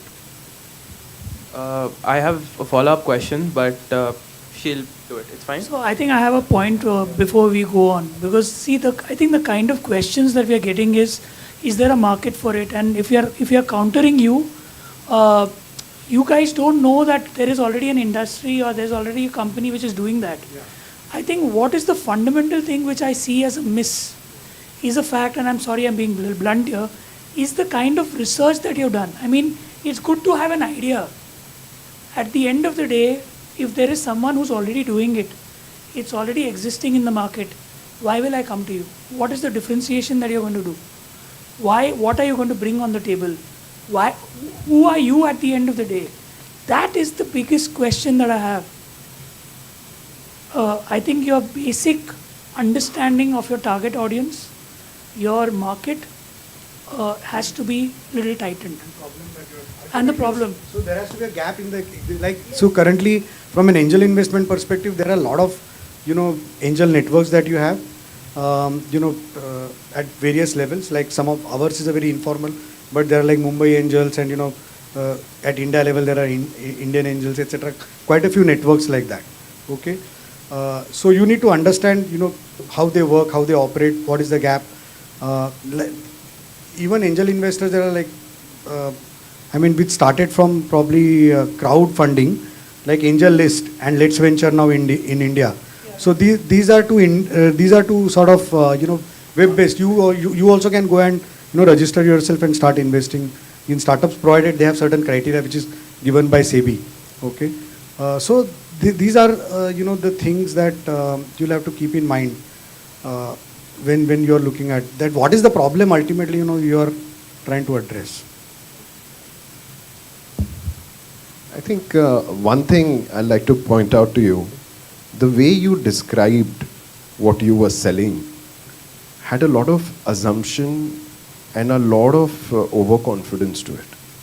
That, I'm building a marketplace between startups and investors, and how to attract these investors, because we are going to have a boatload of startups. That's how you said it, right?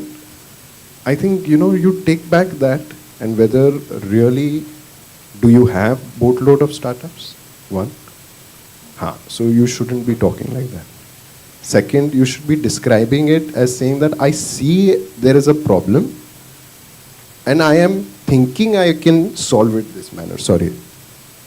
Because I think one thing that I also went through this cycle, where I had over-believed on what my product can achieve. And I felt that I think my product is the best in the world, and I think it can solve all problems. You know what had happened actually? A lot of people will come and tell you, think about your problem, live about your startup, day and night, be your own thing. You end up being in a bubble. I think one of the most healthiest things that entrepreneurs can be given is tell them to take time off on Saturdays and Sundays. I think one more thing I had ended up realizing was Sunday evenings is whenever I took Saturday and Sundays off, Sunday evening I would be very energized to start work. That was enough. That 1.5 days I was like, that's done. I would like to go back into work. And Sunday is when I used to end up doing a lot of productive work. Monday morning I used to be excited to come because I had done a lot of work on Sunday night. So, just to go back, I'm sorry, because I sense that tone of overconfidence which don't have at this stage at least. I'm a part of 3 networks, startup networks. One is Entrepreneurs Arc. We are having an event on Sunday in Andheri, right? So I'm co-hosting that event where we invite startups, right? I'm not selling it to you, I'm telling it to you, right? So one event I think even Vinayak sir has attended, which I had hosted, right? There's another Global Startups Club. There are 3-4 clubs.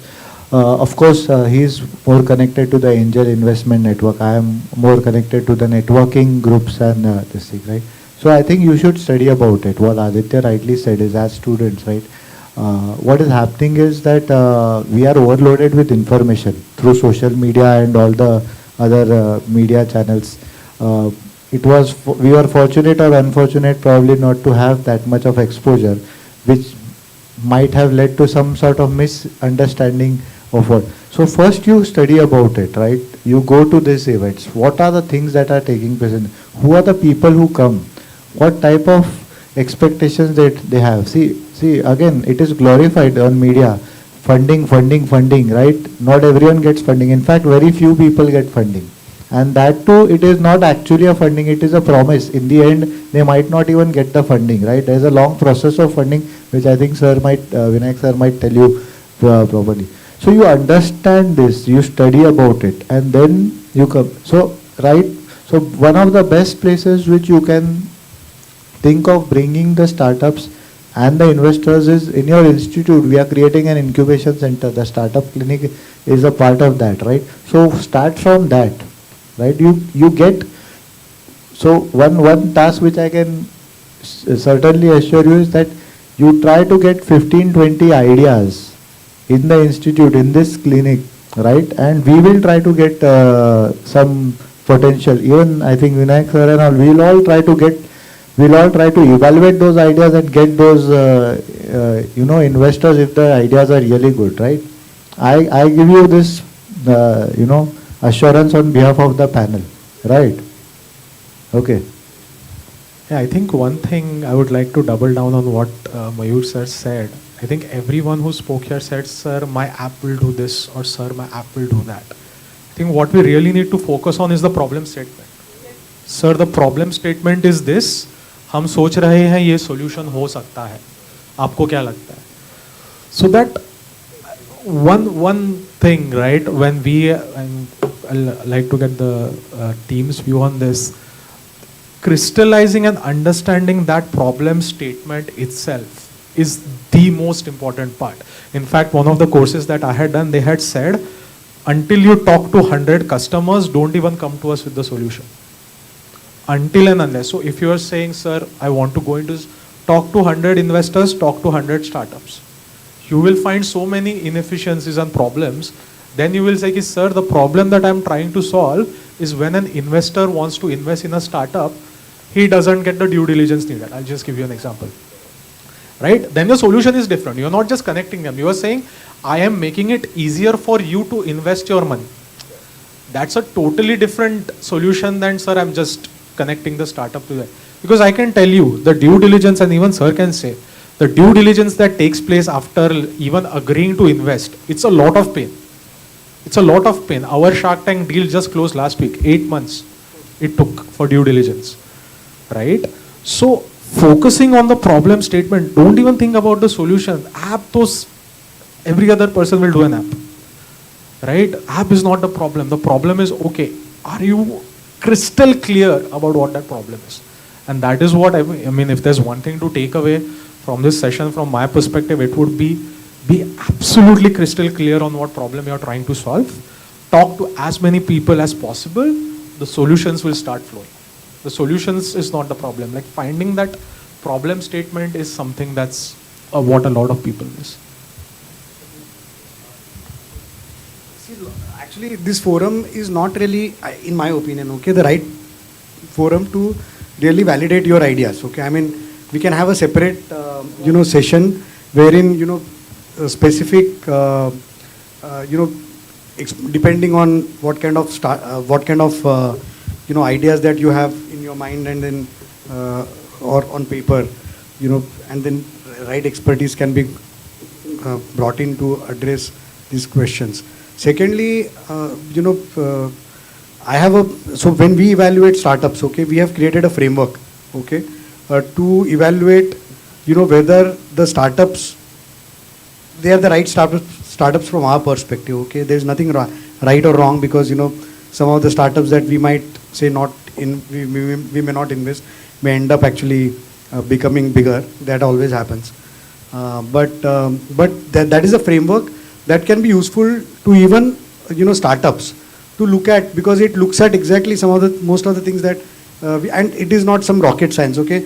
These are, pretty logical steps that we have looked at, whether there is a business problem, what kind of requirement you're addressing, what kind of gap, you're addressing, product market fit, kahan tak hai, what customer segments you're trying to target, what markets you are. So they are logical things, but they are in an organized way, and I can share it with Professor Shetty or Swapnil then, which can be, which can be shared with you all. Okay, so we've also made it based on our experience looking at, doing some research on the net, and, created that as our framework to evaluate startups. Okay. And one more, since you're talking about investors and, startups bringing a marketplace, making a marketplace for them, one of the problems that we as investors sometimes face is, there is no liquidity for the investments that you make in startups. Okay. So typically you will take equity, or you may make investment, and then you will wait for 5 to 7. Typically that is the, time horizon that you have for your investments, either the investment. So there is only mostly there is 0 and 1 in startup investments. Okay, either your investments will go down the drain, or you will, make solid amount of money. Okay, there is no half measure that way in startup. So there is lack of liquidity. Sometimes what happens, probably the startup is doing well, the valuations have gone up. Typically angel investors come in at when the valuation is 10, 20, 30 crores, and then, so probably, and typically investors get exit, when a large investor comes in, like a VC firm, etc., and they want to clear the cap table, so they will, buy out the angel investor's stake. So in that 5 to 7 year period, okay, there is no liquidity. I am stuck, okay, sometimes. I have a need, for my money, but I can't get it because there is no one else to buy. So there is one problem, but it's a complex problem to address, and also regulatory issues.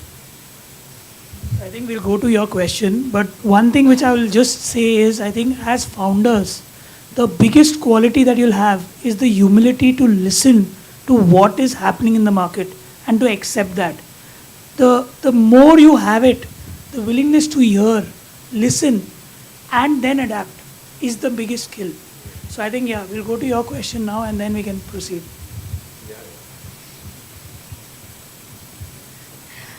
So for me, my question is that usually what a lot of startups they face is that they don't know how to make their idea or their concept into a profitable business.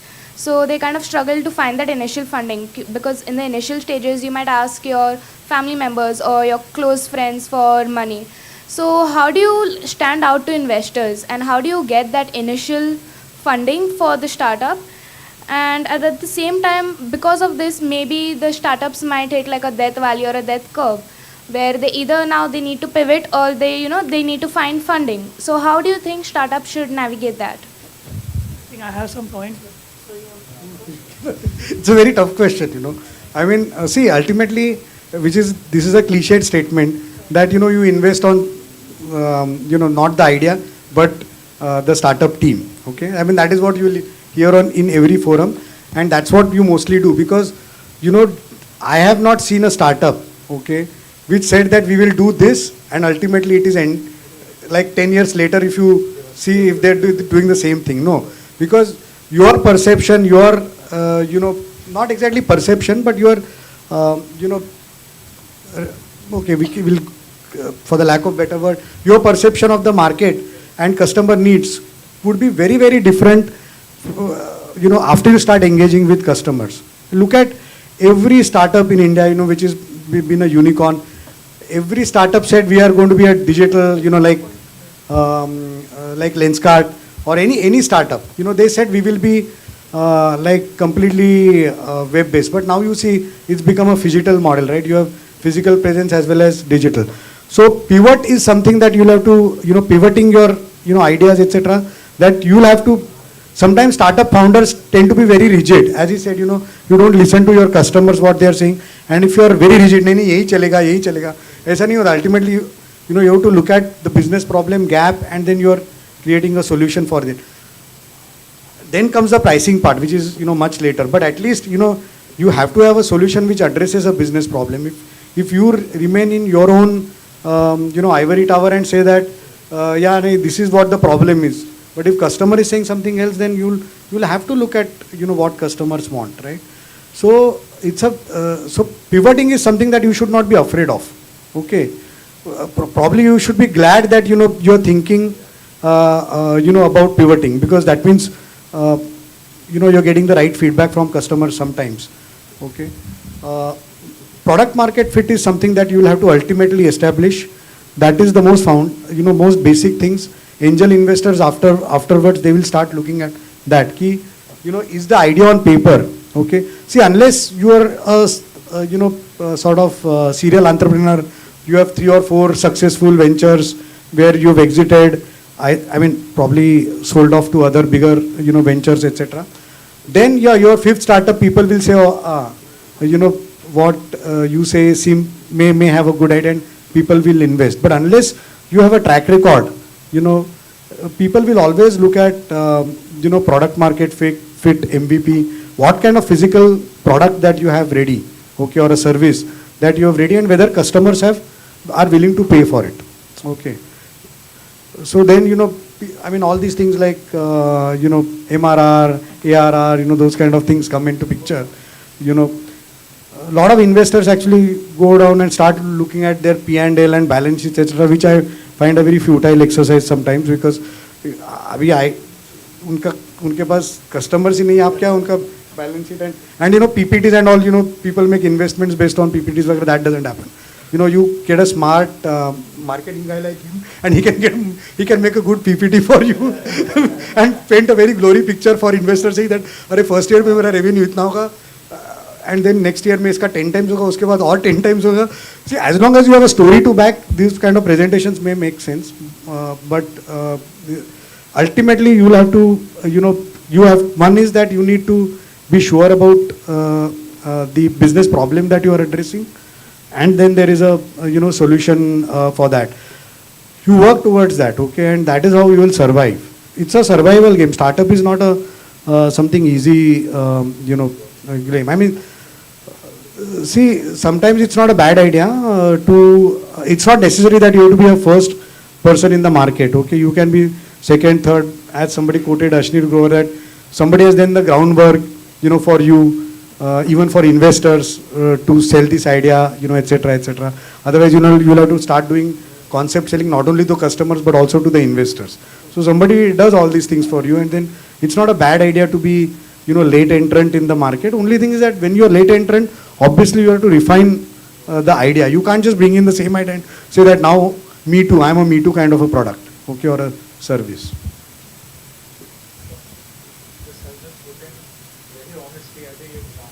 बहुत आगे की सोच रहे हो यार.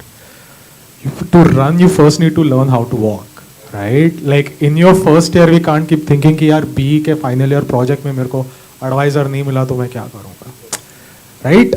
Once you get there, once you have a crystal clear problem statement and you have a solution which customers have said they will pay, यार people line लगा के खड़े रहेंगे, right? But my 2 cents would be कि आप यार अभी at this point in time don't worry about funding. Don't worry about advertising. Just worry about finding that product market fit. Once you are there, then the next step, of course, these are important questions, but that first focus should be on product market fit. Even after. Okay, so just one single line. So even after all this, it is not sure that you will get funding.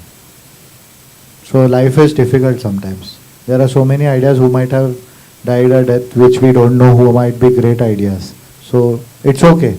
Life is not fair always. Great. I think we are just now, I think, going to move on to the session. I think we'll request Vinayak sir and Aditya sir to give quick, maybe no, I think we have a 4 o'clock cutoff, but I think Q&As, I think we are going to stop now. I think just if we can have closing statement.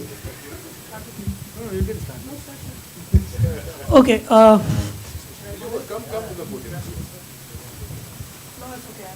I think I have one quick question for the kids now. Come on, I think half of you all have dozed off. How many of you all know successful startup entrepreneurs from the college? Any of your alumni? Come on. I just named one. Tell me. नहीं राजा आए school से नहीं अपना ये CRCE. Go back and let's do that homework. Why not go and find out entrepreneurs from the college and why not reach out to them? I think they'll be great mentors for you if you feel like going on this journey. I think with that, Aditya sir, please. So I'll be very quick. First of all, it's a pleasure to come back to a place which you call home, away from home. I think it's been 21 years after which I'm returning back to this institute. So thank you so much to the fellow panelists and thank you for inviting me. So a very quick part in terms of what investors look for while investing, right? And that's something which you're looking at the seed part of the investment, which sir rightly said.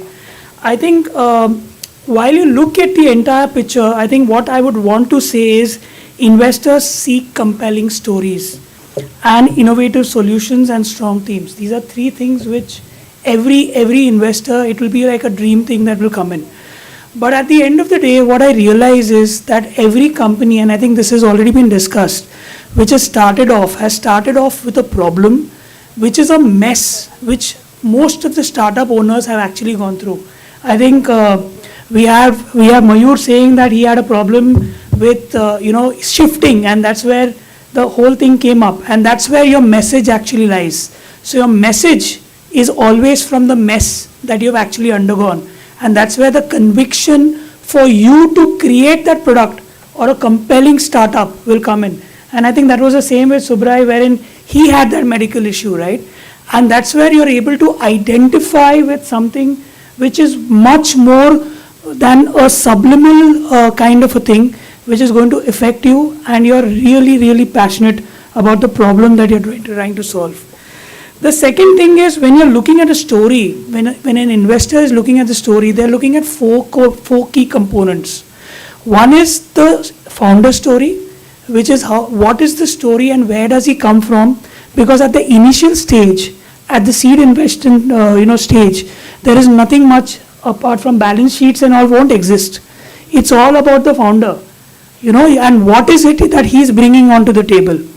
The second is the brand story. When you're looking at a brand story, what am I trying to talk?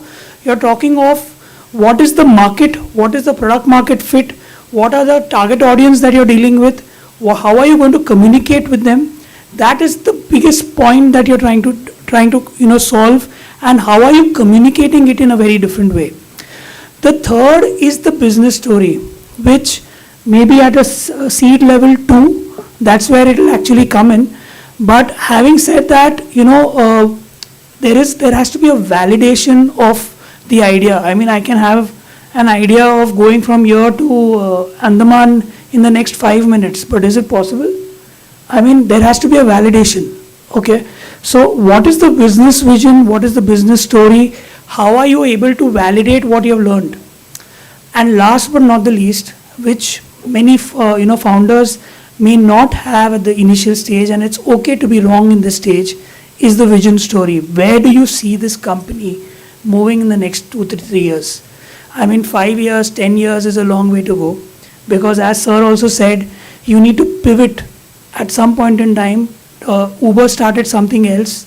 You have other companies which started in something else, but you need to pivot on something which you are trying to solve in terms of a problem.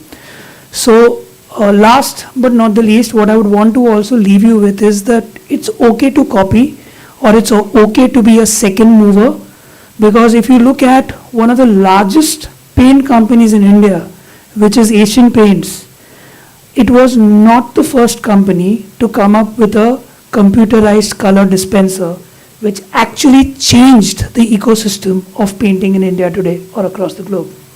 It was Jensen and Nicholson. Asian Paints just bettered the approach. They made it more simple. And I think that has completely changed the market. It's completely changed the way the retailer stocks the paints at the point of sale. He doesn't need to have that kind of inventory. All he needs to do is in the computer, he'll need to mix a certain shades and the paint is ready. So that is what it is all about. It is your conviction, it is your story, and at the end of the day, the story will really sell. It's not nothing else, because when you're looking at people, when you're looking at companies, you're dealing with people, and you have to sell your story to the people, not dealing with Asian Paints or Unilever or Jensen and Nicholson or Maricos of the world. You're dealing with the person at the end of the day there, if you're doing a B2B, or you're trying to convince a customer or a consumer at the end of the day, trying and helping them solve the problem better than anyone else. So I'll leave you with one statement, I think, which sums up the entire marketing journey for me. If you are able to describe the customer's problem better than him, then he will assume that you already know the solution. So try and be that clear in terms of defining the problem, which I think Subrai also said in the end. It is all about what problem you're trying to solve. Thank you so much.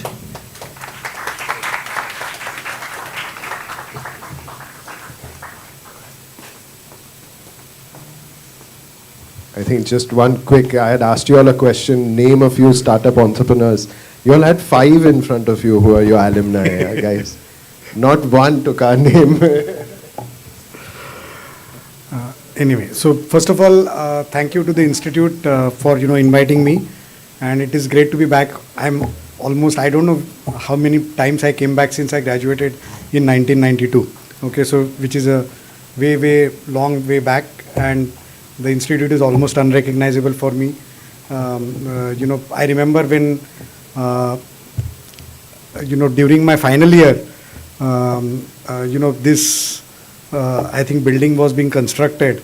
And I remember one particular Viva where, we had a very tough, I won't name the professor now, but very tough professor from VJTI who had come from the Viva. I think our Viva was going on the 6th floor. And the workshop is, I think, is it still on the ground floor? Yeah. So, he made us, he asked some questions on the gears, etc. I don't even remember now. And then every person made a mistake and he asked us to go down, look at the machine, come back up and, give him the answer. But anyway, those were the funny memories of the engineering college, and I had a wonderful memories, some great friends, made here, so we are still in touch thanks to WhatsApp and other social media networks. So since we are going to talk about, I think the topic is what investors are looking for. Okay, honestly speaking, investors are a very greedy lot, and the only thing that they're looking at is exit. Okay, so as to how I can get exit from this investment that I've made, and of course I make money, not exit in terms of write-off. Okay.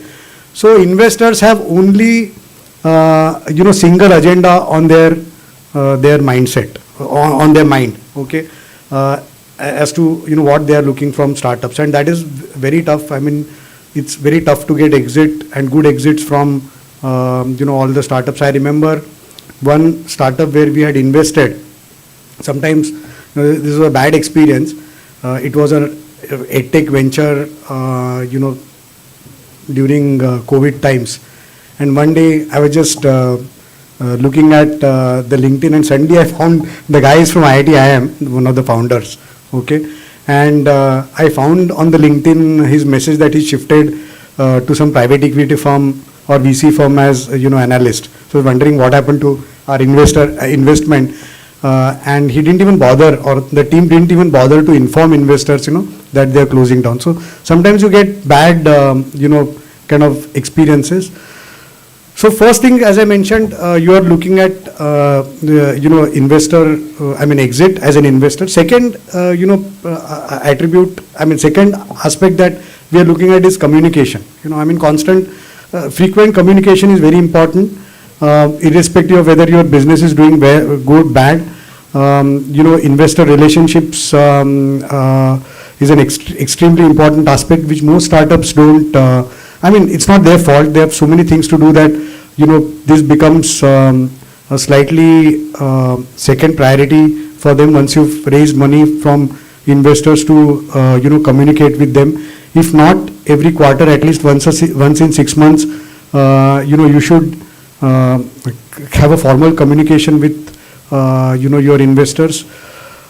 Because, as they say about customers, it's also very difficult to acquire a new, just like it is difficult to acquire a new customer, it is difficult to get investment from a new investor. Okay, so if you can get your existing investors only to reinvest, there is nothing like it. So that means one is that endorses that your business is doing well.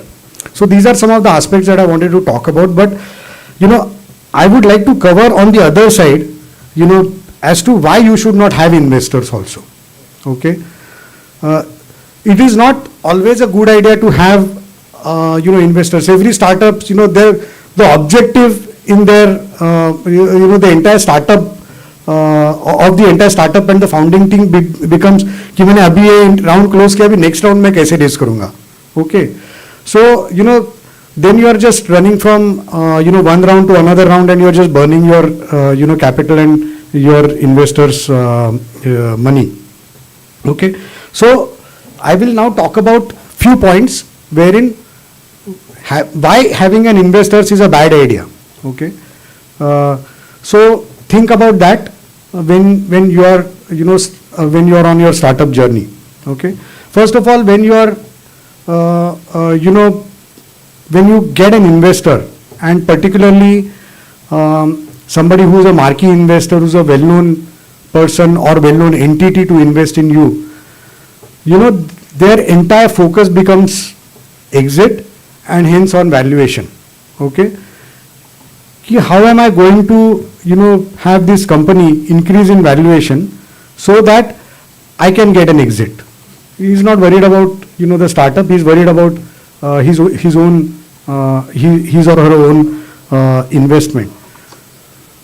Rather, your focus instead of on valuation, should be on the business model. Okay, your idea, your business model, your revenue model, what kind of revenues that you are getting. Because if you focus on these two, automatically valuations, it will have an impact on valuations. Having worked now, having seen with so many startups, every startup founder probably, as he said, Mayur said, it is better, you should have a couple of, days off every week. Maybe a good idea health-wise also, because, they are so much focused on, how am I going to please my investors, that they almost forget on their core business idea and core business model. Okay. Almost I've seen normally if you're a team of 3-4 founders, one guy job becomes raising capital. Okay. And for example, one food business that we have invested, so they kept on, and at that, so the entire model was obviously web-based, internet-based sales. So they used to spend heavily on social media, right? So you would spend, you'll do Facebook advertisements, Instagram campaigns, etc., etc. And these are not very cheap things. They are very expensive things, and they realized that every time their ad spend went down, their revenues also went down. Okay, so then the problem with the startup was that that there was some problem with either the product mix and or their distribution strategy. Okay, because the products were good, but there were no customers unless you advertised. And they kept on coming back to us saying that we are losing our sleep every month. We are I'm not unable to show growth every month because everybody's tracking now MRR, ARRs. I used to always ask them that why are you bothered about a drop in sales for a month? What is going to happen? Okay, you look at your established competitors like Haldirams and Chitale's. They've spent 50, 70 years. At least Chitale's I don't know about Haldirams, but Chitale's have spent 50 years, 60 years to reach where they have reached. So obviously, being a startup, you don't expect to grow your business, have your valuations of 500 crores and 1,000 crores, 2,000 crores over 60 years. That is not expected. But then don't lose your sleep, over just a drop in revenues for one quarter or one month, etc. That is simply not useful, and that these kind of things happen because you have in your mind investors and not your customer, and what products you are offering to the customer. Okay, so that is one challenge that I see when you get investors. So keep that in mind. Second is interference. Somebody briefly touched upon interference. Talked about investors coming and telling you how you should run your business. Okay, that happens. It has personally happened with in my own case where I was involved with a startup. Our investor came. Because obviously he was worried about his investors, and he started telling us, why aren't you looking at this product? Why aren't you looking at this market? Why aren't you looking at these customers, etc., etc. And sometimes if you don't manage investors well, then again your focus becomes pleasing the investor, and then you end up making wrong decisions. So that is another reason. That is another point that you should keep in mind when you get investors invested in your startup. And third point, which I have already touched upon briefly, is equity is very expensive. So the more delay you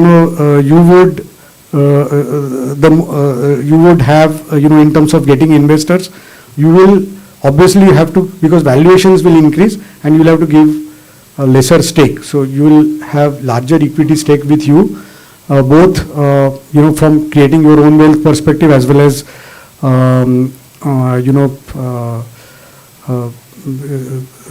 creating your own. And I was going to make another point, but I missed. But obviously you will create more wealth. Okay, so these are the 2-3 points that I wanted to talk about. About when you decide to get startup investors, do consider these points. Okay, and of course as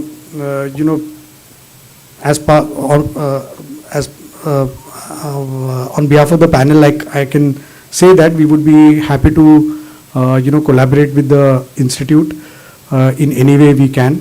Okay, so thanks again for inviting me, and if you have any further questions, then we would be happy to take. Thank you.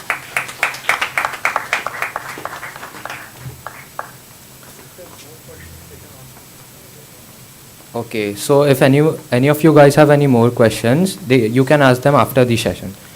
So thank you, panelists, for these deeply insightful words. I would like to invite one of our committee members for giving the vote of thanks.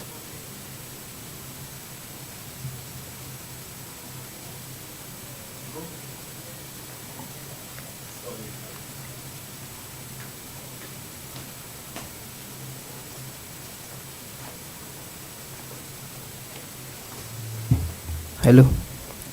Ladies and gentlemen, as we conclude today's insightful panel discussion on unlocking innovation, bridging startups and investors, it is my privilege to extend the vote of thanks to everyone who made this event a success. First and foremost, a heartfelt thank you to our esteemed panelists Mr. Vinayak Khadye, Mr. K. Aditya Rao, Mr. Mayur Agarwal, Mr. Swapnil Shirsagar, and Mr. Subrai Pai. Your experiences, knowledge, and valuable insights into the startup ecosystem have undoubtedly inspired all of us today. Your willingness to share your journeys and advice has given us a deeper understanding of how to navigate the challenges of entrepreneurship and the investor landscape. I would also like to thank the MU Startup Clinic for organizing this event. The initiative to bridge the gap between startups and investors, especially for us as engineering students, is immensely appreciated. It's efforts like these that motivate and enable young minds to pursue innovations and entrepreneurship confidently. To the entire organizing team behind the scenes, your dedication and hard work ensured today's event ran smoothly, and for that we are all grateful. Finally, to all the students and participants, thank you for your enthusiasm and engagement.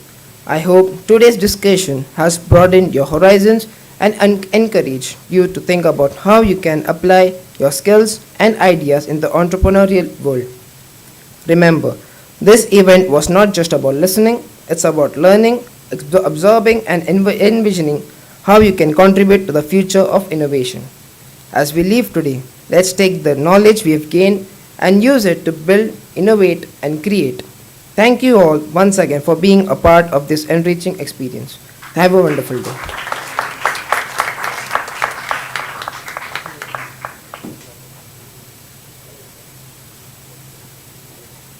I think students, if you all want to interact with the speakers, so we are just going to proceed down to the seating lounge for some refreshments. So I'll just request panelists to please join us on the seating lounge. And students, please, most welcome to approach the panelists with your questions and queries. I think, thank you very much.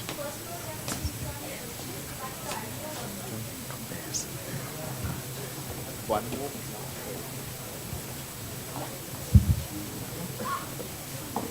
Hello.